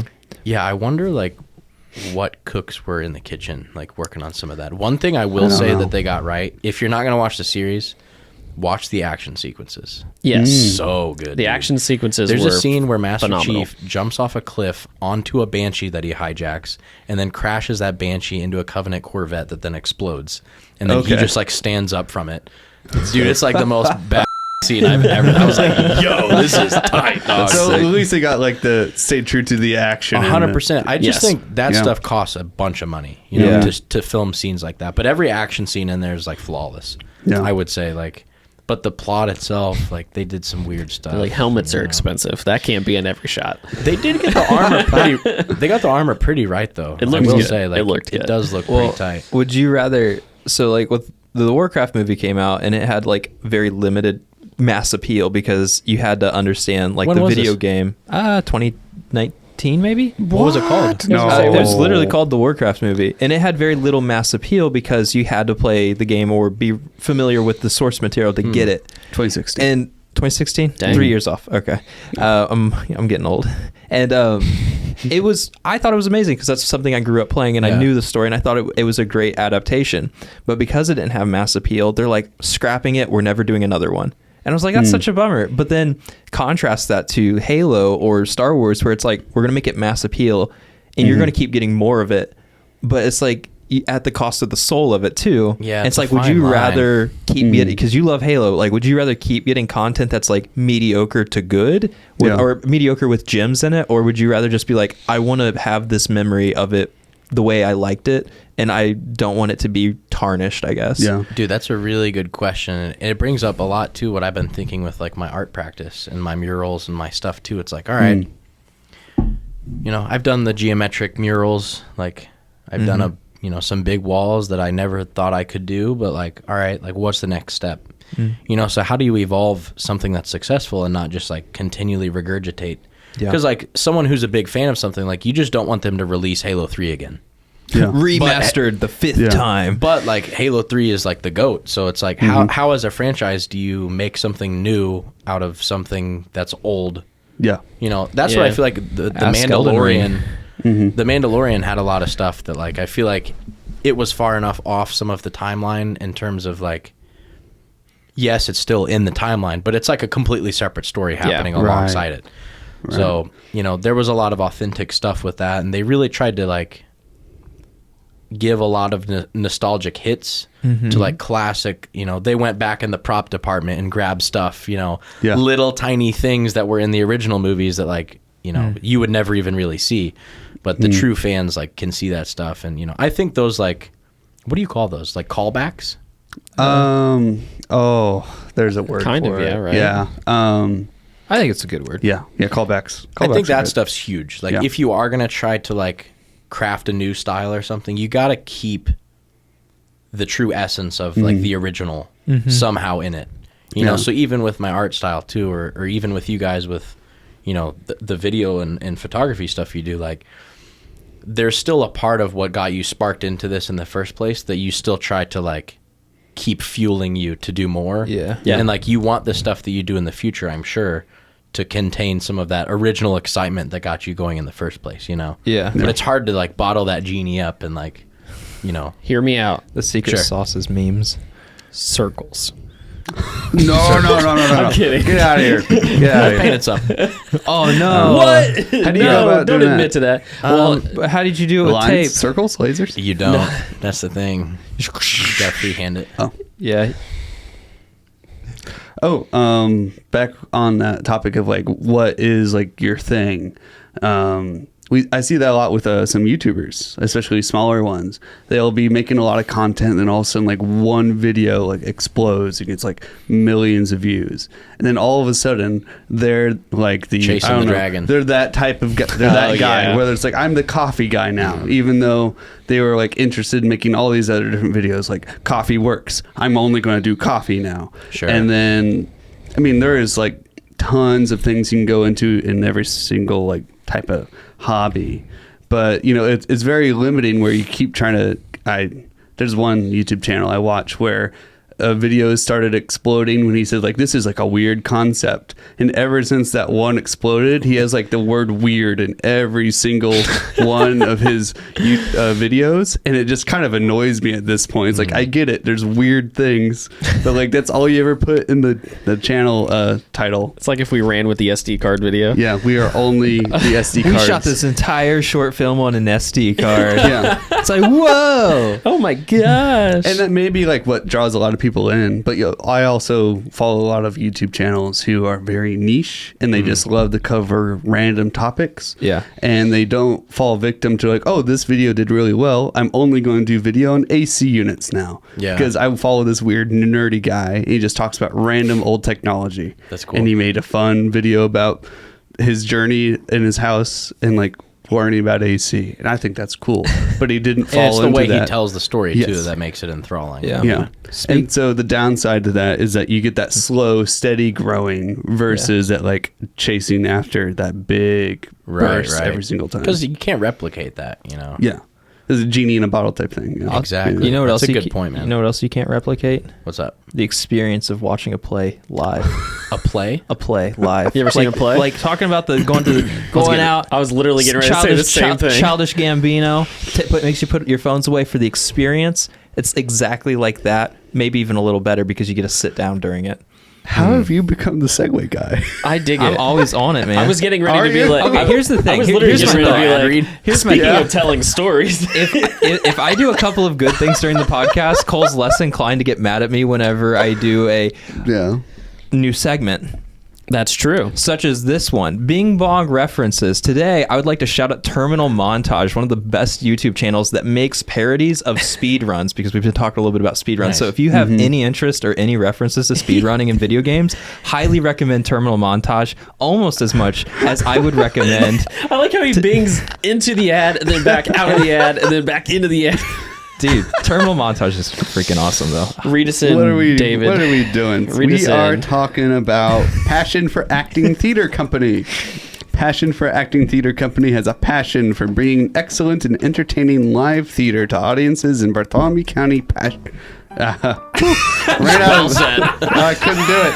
You ran out of breath. I tried to You gotta breathe, I brother. tried to do it all in one breath. Couldn't do it. He's had a collapsed lung before, guys. Yeah, okay, give me it's, a break. it's a medical condition. Yes. I've been working I tomorrow. can I'm read it fine if you now. want. We got one more sentence. You got it. Passion for Acting Theater Company, created in 2018, performs dinner theater productions at the terrific and eclectic Willow Leaves of Hope on the Square in Hope, Indiana. We should all dress up and go one time. That'd be sick. That's what I'm saying. I want to learn. Am I doing the whole thing? Yeah, I yeah. want to learn. Okay. Their first production, The Miracle Worker, was a huge success and received great reviews from audience members. Since then, Passion for Acting Theater Company has performed 10 shows, ranging from comedies like The Kitchen Witches and The Odd Couple, to drama and suspense like the original murder mystery Angel Street, to classic children's literature like The Secret Garden and Anne of Green Gables. The next show will be Kalamazoo, a comedy about what happens when older folks. Uh-oh, that's a typo. Uh-oh. What happens when older folks try Fill it in. to Wow. Try to what? Cole, did you type this? No. I think you should say you did. Okay, I did. I Sorry. did it, and when I'm they try to proud. get into the online dating scene. Kalamazoo will be performed at Willow Leaves of Hope in February, just in time for Valentine's Day. Ooh. Or to laugh at the winter's blues away. Enjoy a delicious dinner and a great night of entertainment at Willow Leaves of Hope. Their phone is 812-341-7251. Call now to make reservations for this laugh out loud comedy. What happened to this? This was not like this last time. I think we've been filling in the blanks in our head. What? Yeah. Dude. The coffee is awakening my brain this time. What is Well, that? that's because we're shooting in the morning instead of at night usually. Oh. What's Berenstain and Berenstein-Bears effect? What is that called? Like, whatever. Mandela effect. Mandela effect. Have you When heard of you- this? You remember things You know the differently. Mandela effect?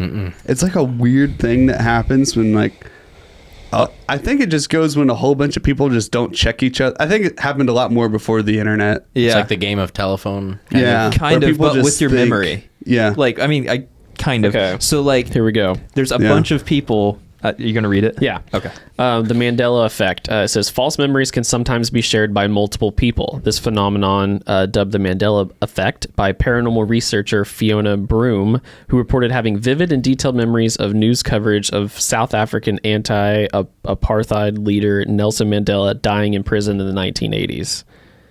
And so they show like 50 examples of like different things as well. So a whole bunch Dang. of people thought they heard on the news that he died in prison. They swear but he by it. didn't die. One of them is the Berenstain Bears versus Berenstein Bears, EINAIN type of thing, and like everybody's like, I remember very vividly. Another one, like there was a parody video recently where somebody's like, it's the Cheerios, and it's like, no, it's just Cheerios. He's like, no, there's a the there, and like nobody's like, there's no the, and it's these weird little micro arguments in people's heads that have no bearing on reality. Not to say it's not true or whatever, but it's just like it's never meaningful things. It's I always got you. very arbitrary. So the thing you were referencing was that it's Berenstein instead of Berenstain. Yeah. And everybody thought it was Stain. There's a bunch of them like that. And it's just really weird stuff. Oh where- yeah, There's not a the in Cheerios. Looney No, that's the Tunes. joke. Like Oh. that, it was a parody video of the Mandela Oh, effect. it was parrot. I was like, I've never seen a the. Do you guys watch Nathan for You? Yes. Oh, I love Nathan for you. What's his name? Nathan Nathan Fielder. Fielder. Yes. Have you seen his new show? I it's think I watched an episode or two actually. What's it called? The Rehearsal. Yeah. Oh, it gets super weird. It's awesome. What's wild, the appeal dude. to you? Why would you bring it Nathan up? Fielder. Well, I just feel like he lives in like that realm of like parody and like Oh, yeah. satirical, like taking things hyper literally, which is the comedic part of it. You know, like there's the break it, you buy it policy. Uh-huh. And so like if you go to this antique store and you buy something, or if you break something, you have to buy it. So his idea was, well, you know, your shop's right next to a bar.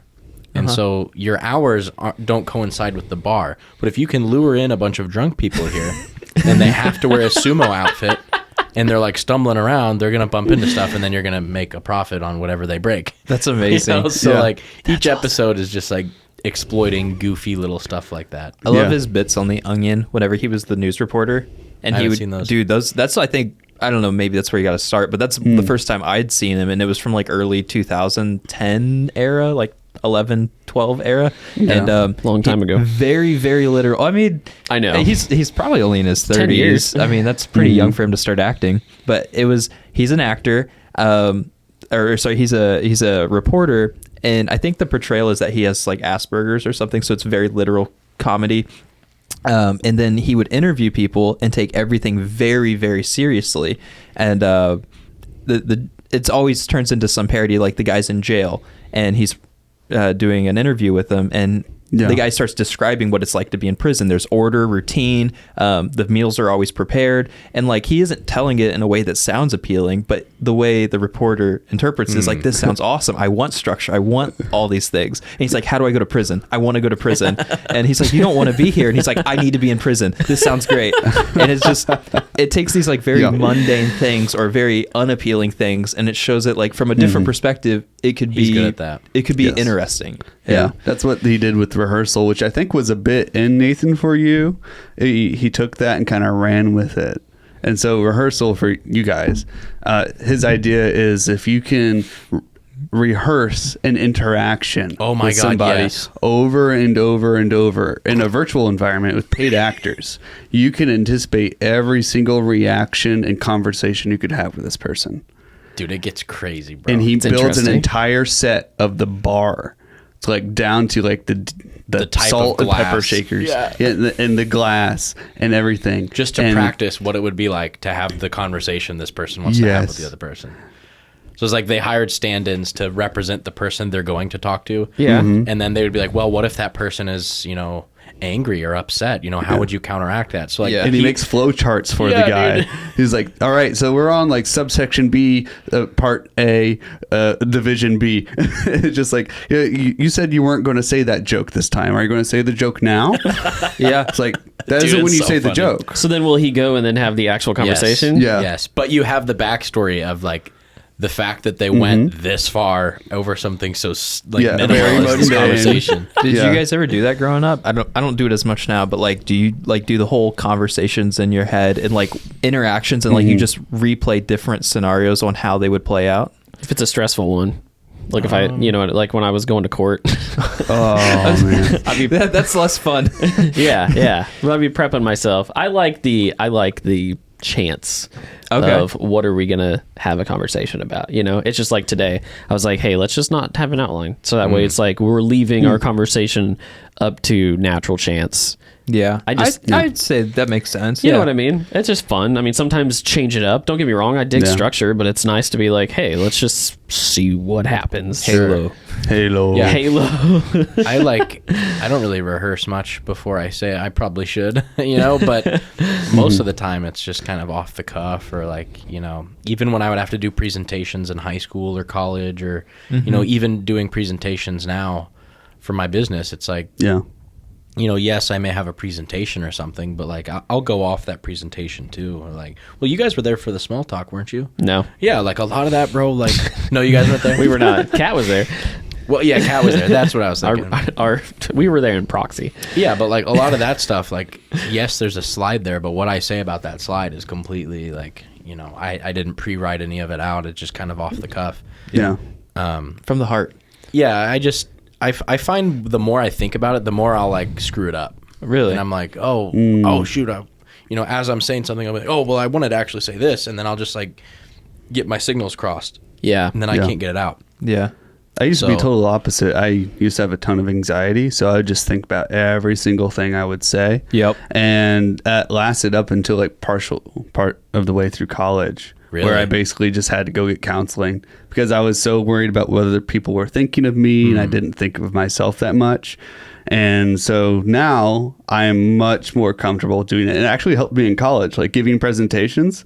I relaxed myself and I'd be like, okay, I'm just going to write a bullet point for what I want to say on this presentation. And then I would just let myself talk. Yeah. And it was just so much more comfortable just existing and Yeah. like standing in front of a group of people and like being able to talk. It's like, oh, I know what to talk about now. Sure. Yeah. And I think it's a skill too that you can develop to just be like 100%. like a professional Yes. like, you know what I'm saying? Like, oh, is. yeah, no, silver tongue. Yeah. well, it's like my dad too. Like he used to be a salesman, so like he could sell you like a water bottle if you, Yeah. like, Made of so glass.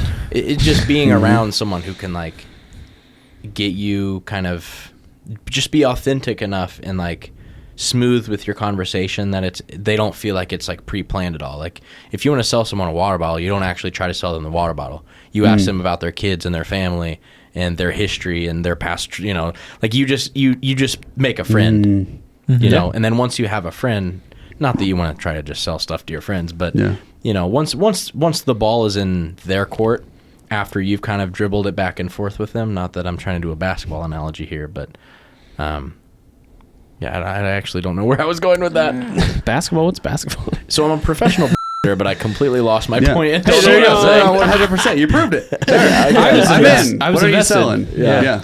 Yeah, you're like, all right, this basketball That's relatable. analogy. He forgot what he was going to say. I He's do at that all the time. basketball. Yeah. He's doing it just for you. Yeah. Well, there's a lot of that in art too, where it's like, these long artist statements where it's, people paint a canvas orange, and then it's like this long artist dossier about the socioeconomic, circumventing of our society that we're currently enveloped within has, reconstituted our openness. Like it's just you're throwing big words in there that don't really mean anything. Right. I don't even understand You're them. like, oh, this is Yeah. about the lifespan of a tangerine and how that corresponds with the recycling that is happening and the Yeah. dying of our planet. And you're like, No.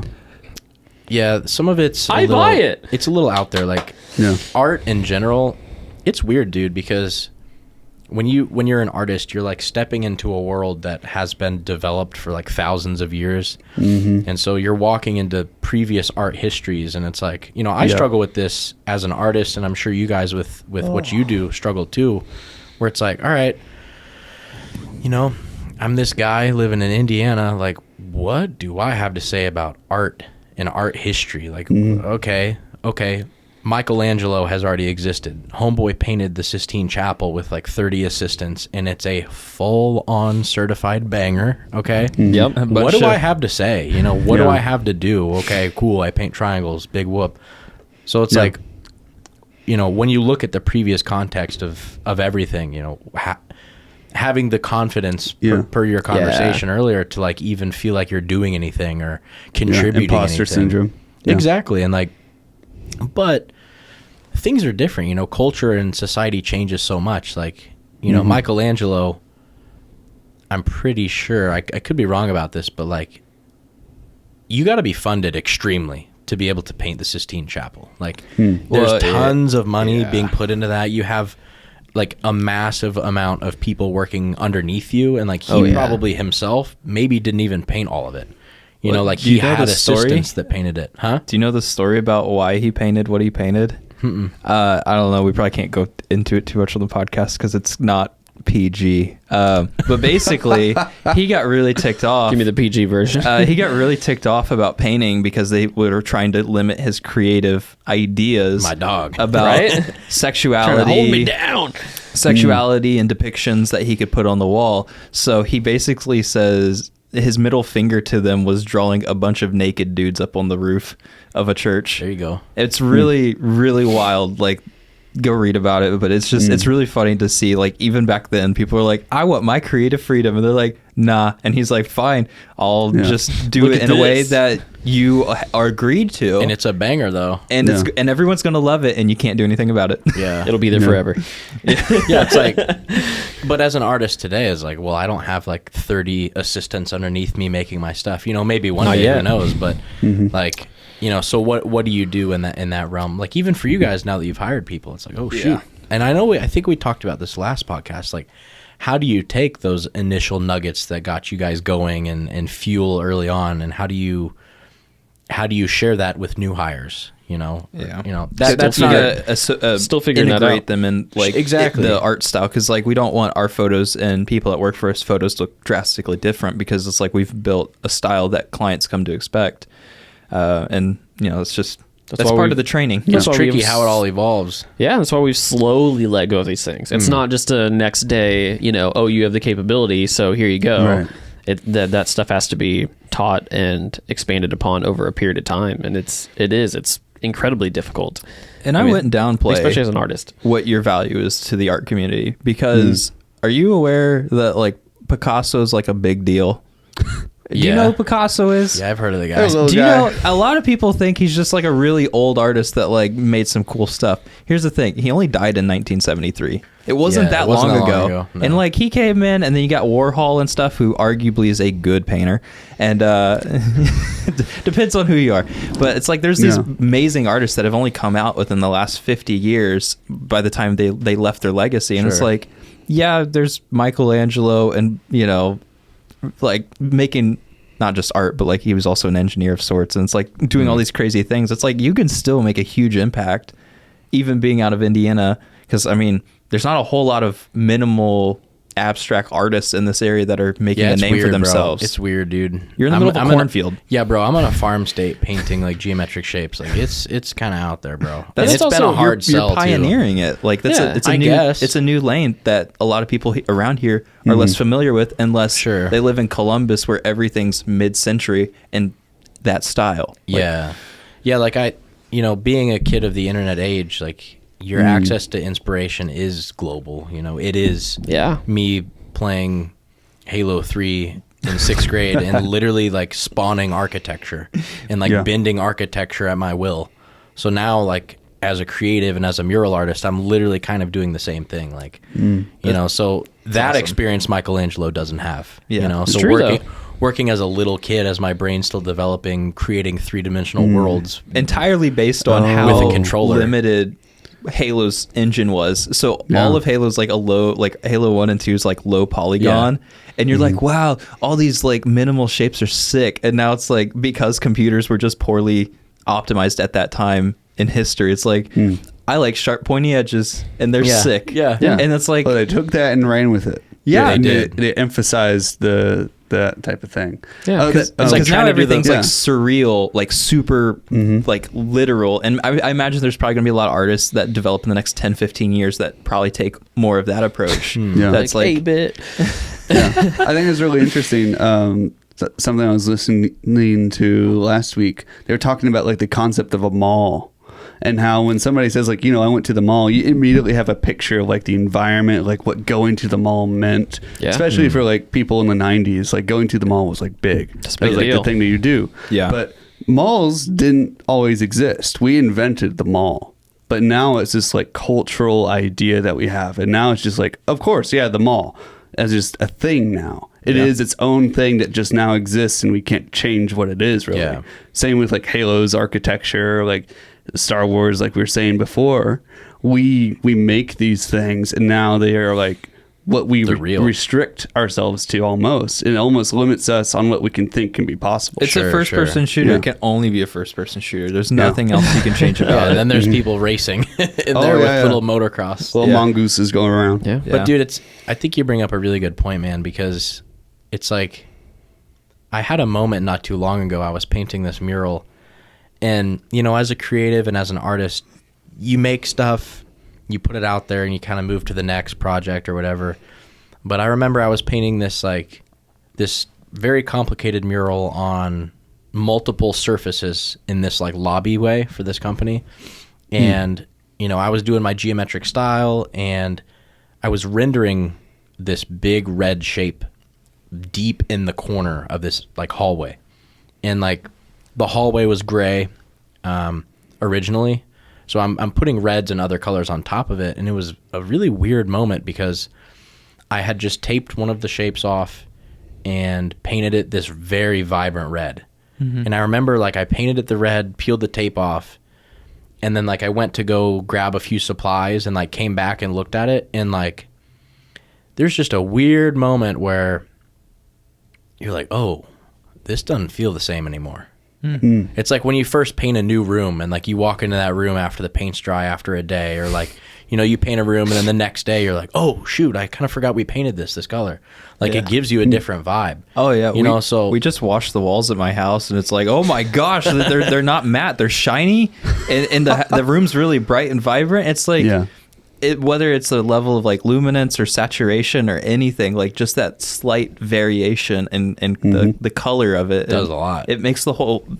I mean, like the whole color theory of like certain colors make you feel a certain way, like blues, reds, and like you shouldn't paint your kitchen or your kitchen and dining rooms like, I think it's orange. It makes you hungry or something like that. Like there's like red stands out to certain people. Like that's why all the like signs for fast food are red, because it draws people's eye red first. And yellow. Yeah. So it's like there's all these like little weird things about color and how it makes people feel subconsciously, and they don't even know it. Yeah, dude, it's powerful, man. Like, and I think that's important as creatives, that we are world building with what we do. Like, especially like with you guys, when you tell a story and you make a film, it's like, dude, when people watch that, you're taking them to a new place or a place they've never been, you know? So it's like, as an artist or as a creative, I haven't, you know, really latched on to certain advice that I've heard from different artists, but one of my favorite artists said something that really stuck out. He was like, as an artist, find a unique kind of world that you like feel like you live within,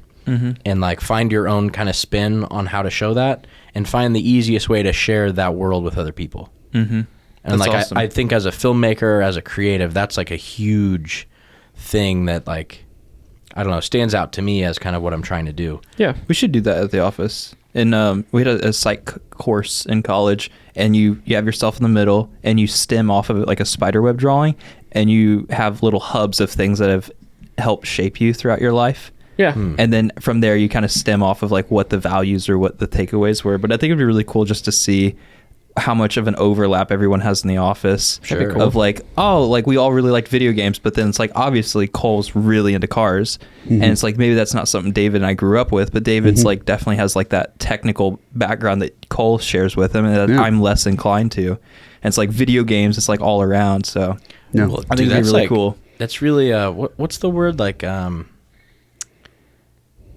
it was a college class I could have taken, but I forget what it was called. It's like the study of like community and like human interactions. Sociology? I think it starts with an A. Anthropology. Yeah. Yep. I think that's kind of like anthropological. Yeah. That's the biggest word I think I've I'm ever on used board in my for life. it. Yeah.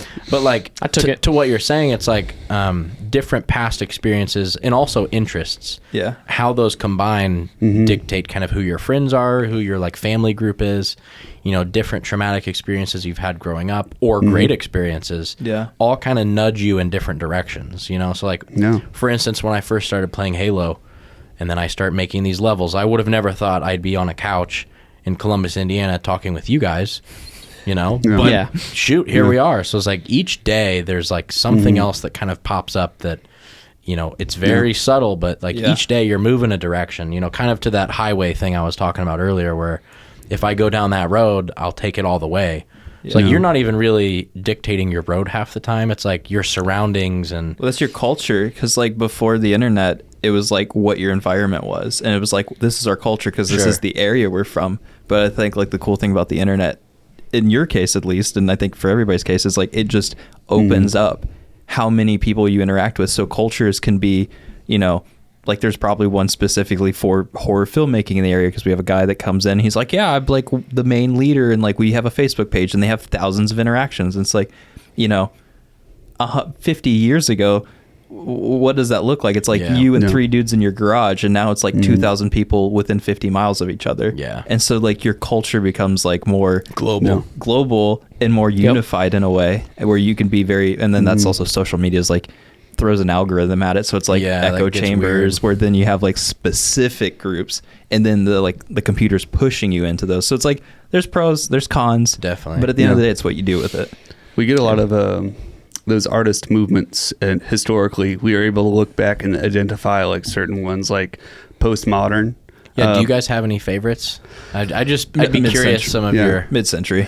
So postmodern, I have very mixed feelings with, just because it really requires the context of a lot of the pieces. So Seinfeld is a pretty good example of what postmodern TV is, because it's a response to older, like hunky-dory, like family time TV, where at the end of every episode there'd be like a lesson that like somebody learned, and like everybody would hug.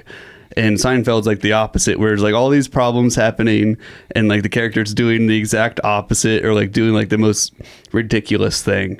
And so everybody understands like why it's funny and what it's addressing or what it's not addressing. But there's a lot of like postmodern movies or TV shows or books that if you don't have that context and it's like subtle enough to where you're not familiar with the background, it can be taken the wrong way. A lot of And people nihilism. can run with it because it's not preloaded with like a Gotcha. prologue or like a description. It's like, this is about like all the things that are wrong with it. It just goes ahead and starts on this weird, wild path. Yeah. Of, it takes you on a journey that if you're familiar with what it's addressing, it totally clicks and makes sense. And that's my issue with postmodernism. Sure. But That it I have a excludes huge people a amount of little bit. respect for it. Yeah, because if you're not familiar, especially newer generations, Yeah. they didn't grow up with whatever the people made that art for. So it's not even, they have no tools to, unless they go back and like learn like 20 years of history beforehand. Yeah, it's like my artwork is very inspired by like internet culture too, and just like the evolution of the internet and gaming and stuff. Yeah. But like if you're just some old dude, you're gonna be like, what is some of this? You know, like it kind of It's racks true. your brain of like, I don't really have an access point to really get Right. this. But that's where you have to Right. like get the story. It's probably harder with 2D like single moment. So Sure. like photography and like art drawings and paintings and stuff. But like for video, it's like, all right, can we include a story that has a common theme? Yeah. I think Rick and Morty is like a common example where like they started to do the whole deconstructionist postmodern. Where it starts off like very nihilistic, Yes. and then the creator who was going through a divorce ends up dating someone in real life, and you can see how that shifted his whole art form to be more positive and Yeah. like Crazy. and like have this whole character arc where the main character in the show who is very nihilistic starts to see the value of family Yeah. and the There's value of, redemptive qualities that start to come out. and Yeah. start to come out, and That's it's crazy. like almost entirely based on the artist's experience. And That's it's like beautiful, It's man. really cool to see all how, contained in this silly, zany Adult Swim cartoon show. Yeah. That's so funny. And it's like a lot of people reference it. And it's like, oh, it's a really funny show, or it's really sci-fi, or it's too weird for me. But it's like, as There's long some as you depth can to it. have like that storyline that people find relatable, because everybody Yep. gets sad, everybody has good days and bad days, and it's like, how can I take that simple concept and just like make it as crazy as possible? But like, as long as the story's there, people will get drawn to it. And that's like, Yeah. I assume that's probably pretty hard to do with certain art pieces outside of like television and movies. Yeah, it's tricky too because there have been so many substantial art movements of the past. Yeah. You know, and they've all like postmodernism and you know, there's lots of different art movements that really are a response to other cultural things that are happening that kind of inform what they do. Yeah. Yeah. So like, have you heard of something called Dadaism? DADA. Dadaism. Yeah, so it was an art movement. I believe it was during World War One. So World War One was just kind of like a horrific time for a lot of different places, and so it emerged these artists that instead of being inspired by like the classics of like Michelangelo and like painting representationally, they were just taking like newspaper cutouts and just like any elements of culture they could and basically making them satirical. And like they would cut people's faces and put different people's eyes on them, and a lot of it was very pioneered by like collage. Like there's a good example right there. And so some of it's That's like cool. really, really Right. dark. Yeah. But kind of the overarching theme is that their art is That's tight, essentially kind of pointless. Like we're basically making art for the sake of just art itself. Yes. And there is no deep meaning behind any of it. There's no artist statement. It's literally like, so when people would ask them like, hey, what does this like collage mean? And they're just like, Right. well, it just is Dada. And people are Yeah. like, okay, well, what is Dada? They're like, well, Dada is what Dada always has been and what it always will be. Yeah. And people are like, well, Uh, what will, like, so they basically were just like making stuff for the purpose of just making it and being outlandish and kind of goofy. So, Yeah. there's a lot of art right now that's creeping up that, and even people who like, As we call it, posts. a little bit. It's kind of like Yeah. it's kind of like early trolling a little bit, where it was like Yeah. taking nothing seriously, and society was so heavy and dark at the time that they were just like nothing matters. Yeah. Yeah. We're just gonna make this goofy thing. Like one of the most popular Dadaist artworks is I forget what the dude's name is. I think it's like R. Mutt or something. But he basically took a urinal. I think And, that, like, that was That when one you had popped up first. Yeah, he took a urinal and just like Yes. signed the urinal. Yeah, and then like this says, submitted it into an art gallery. Dadaism is a predecessor to postmodernism, which 100% makes Exactly. sense. That's Yeah. funny. So like he sent that to an art gallery, and they were like, what is this? And he was like, it's art, and it is Yeah. what it is. And they're like, not really. He's like, but I mean, Yeah. tell me it's not. It's Well, then 100% a commentary and reaction. Yeah, and some of that, like, I kind of It's hate. awesome. Like, I think that's so stupid at the same Yeah. time. Gatekeeping but it's art. also pretty bad too, because like Yeah. he didn't have to do that. He Well, could have right. just painted what everyone wanted him to do, but instead he was like, I'm gonna think real weird here. That's who's Yeah. the guy that sold all his stuff? NFT dude. Beeple. People. Hey. Like that's all his stuff is the same. You know what I- People's kind of Dadaist a little bit in some ways. like it's just very Yeah. like It's I'm one gonna a put all day. these things. but his in. is very like socially like in tune with what's happening right Yes. now. Yes. Yeah. Yeah. But like you contrast that the Dadaism of like of what you said, World War One. Mhm. It was it World War Two as well. I think it was just World War One was Says kind of the World War birth One. of it. Okay.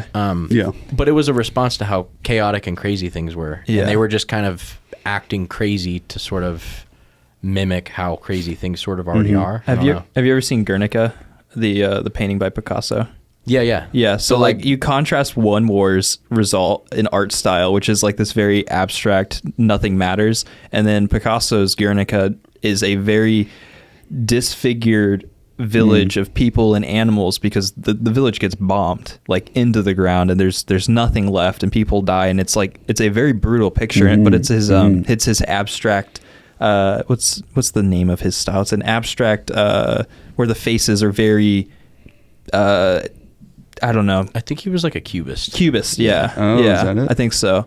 So he like it's a very drastically different art style, but Surreal. it's surreal depiction of basically the exact same era or the same I guess Similar time period. similar time period, similar environment, similar experiences, and it's Yeah. like you can make something completely different. It's huge as well. I was Really? gonna say It's I saw massive. the It's like a mural. It's like Yeah. 15 feet tall or something like that. Yeah, they showed us that in high school in our Spanish class, and I was just like blown away by like there you just go. It's a little kid standing in front of it. like the more you look at it and you start to look at the faces, like you can imagine even in its cubist abstract form what that must have been like in some way. And it's like Yeah. really cool to me that a 2D drawing could capture an experience like that without being photoreal. Surrealism is definitely it's a great tool, and we're seeing there's a comeback, especially with Donald Glover's work in Atlanta, and especially the later seasons. I don't know if you've seen Atlanta at all. It's amazing.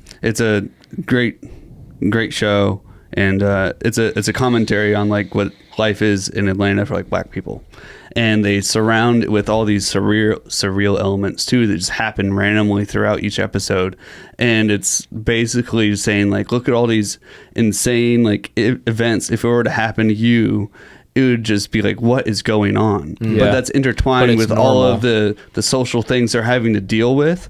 And they're just taking it on. They're acting like it's not weird. And That's just interesting. that combination is like, oh wow, this whole situation should be surreal in the first place. Yeah.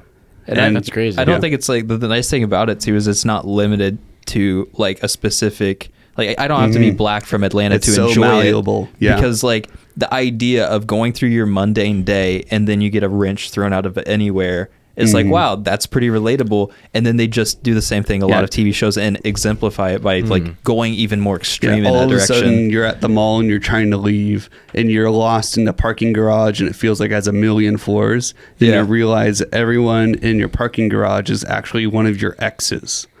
And then like the only way to get out is this weird creepy door in a corner and it's just a deep black hole. Yeah. And then like you get through the other side and like you just show up somewhere completely different in Atlanta. And it's just like, oh, okay, all right. And your friend's there. It's like, can we get a ride home? It's like, yeah, sure. And Yeah. that's how the episode ends. And you're like, what? That's Like, crazy. this is just normal. I'll have to check that out. You like contrast that with like, I'm going to the store for milk, and I go to the store and I run into somebody I haven't seen in 14 years. Yeah. And it's like, I had no desire to ever see them again. It Yes. throws off your whole mental game. And then like you leave the store, you end up home, and like there's like that gap in your memory of like, how did I get here? The last thing I remember was this, and like all this weird stuff is Yeah. like, your brain just kind of goes on autopilot, and it's like you take that concept and you're like, what if we just made it super, super weird? And it's like, all right, Yeah. you're stuck in a car garage, and then you end up somewhere else. Yeah, and and it's supposed to make you think, is this really the weird part? Or is it all the other stuff that's in the show, the weird part that's Yeah. supposed to be Right. weird? And Yeah. we're just thinking that's normal. you know, for a guy that doesn't like the word weird, you use it a lot. Yeah, weird. Oh, man. I start putting in all of our titles of TRIFLIX. This podcast is weird. Super weird and wacky artist comes in to talk. I'm crazy. I'm kooky. I'm going to do the producer thing. I'm going to shut us down. All right. Oh, I now know. we'll have to bring Nick back so we can continue talking about I know. Halo. I hate to be that person, but I'm very late for I it. don't- You Long. operate a Yes. business. You got to get to work, you know. yeah. So, as usual, this will be one of the longer ones that we do This whole during a season's season. been long. Like, I dig we're- it. Yeah. I like it. I'm into it. We're just rolling with things. So, thank you, Nick, for coming back again and hanging out with us. This has been an Yeah. awesome chat as usual. Maybe at some point we'll run in again and we'll do something cool. He slapped the wall behind the couch. Yeah. You can almost see it in the shot. Almost. Oh, here you go. We're going to get a Um, sit down. It'll be okay. So I think a lot of cool things to come. We've talked about a lot of different ways to collaborate, and I'm not going to say anything else other than that because it sounds awesome. And Nick and Yeah. I shook on it, so It's official. he can't go back on Blood it. contract. Yeah, it is. It is. I did have a little bit of blood on my no, but yeah, no. Thanks as always for Yeah. coming. This has been a great conversation as usual. Appreciate you guys. Every time we come in, we have a good chat. Even off podcast too. Heck yeah, You man. guys are just cool people. Yeah. You know, eager to learn more and be creative. And world needs more people like y'all. So Always feel We bad. practiced we all should those just always be conversations. recording. Yeah, we just practiced the conversation. Yeah, we practiced beforehand. this so many times that we we was would gonna nail talk it. about Halo again. Yep. You know? Yeah, we knew. Hey, there's so much to talk about with There was Halo. 3 other directions, but we mostly practiced the Halo conversation. There you go. Yeah. Yeah. We appreciate it. But Nick Yeah. has a website. It's just nickabstract.com. Yep. Nick Abstract. Boom. Yep, You you just type that in anywhere. YouTube, Instagram. Nice. I'm there, dude. Check out his stuff.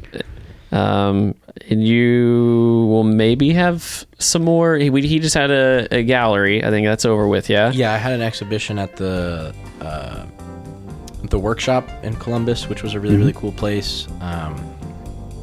And I did a mural last year here in Columbus, so hopefully, I don't know. There's lots of walls here in Columbus still yet to be painted. I drove past a few on my way in today, just like, man, I'd love to paint that one. There you go. If you have a 6 spot and you want to host a gallery, I know a guy that's got some art. Oh Let me know. So yeah. So check out Nick. Thanks for listening as always. This is a good episode. So check it All out. right. You can find us as well on Instagram, YouTube, every major podcast app. And if we're not on it, let us know. We'll do it. Yeah, that's it. So enjoy your week, guys. Thanks for listening. Have a good day. Peace.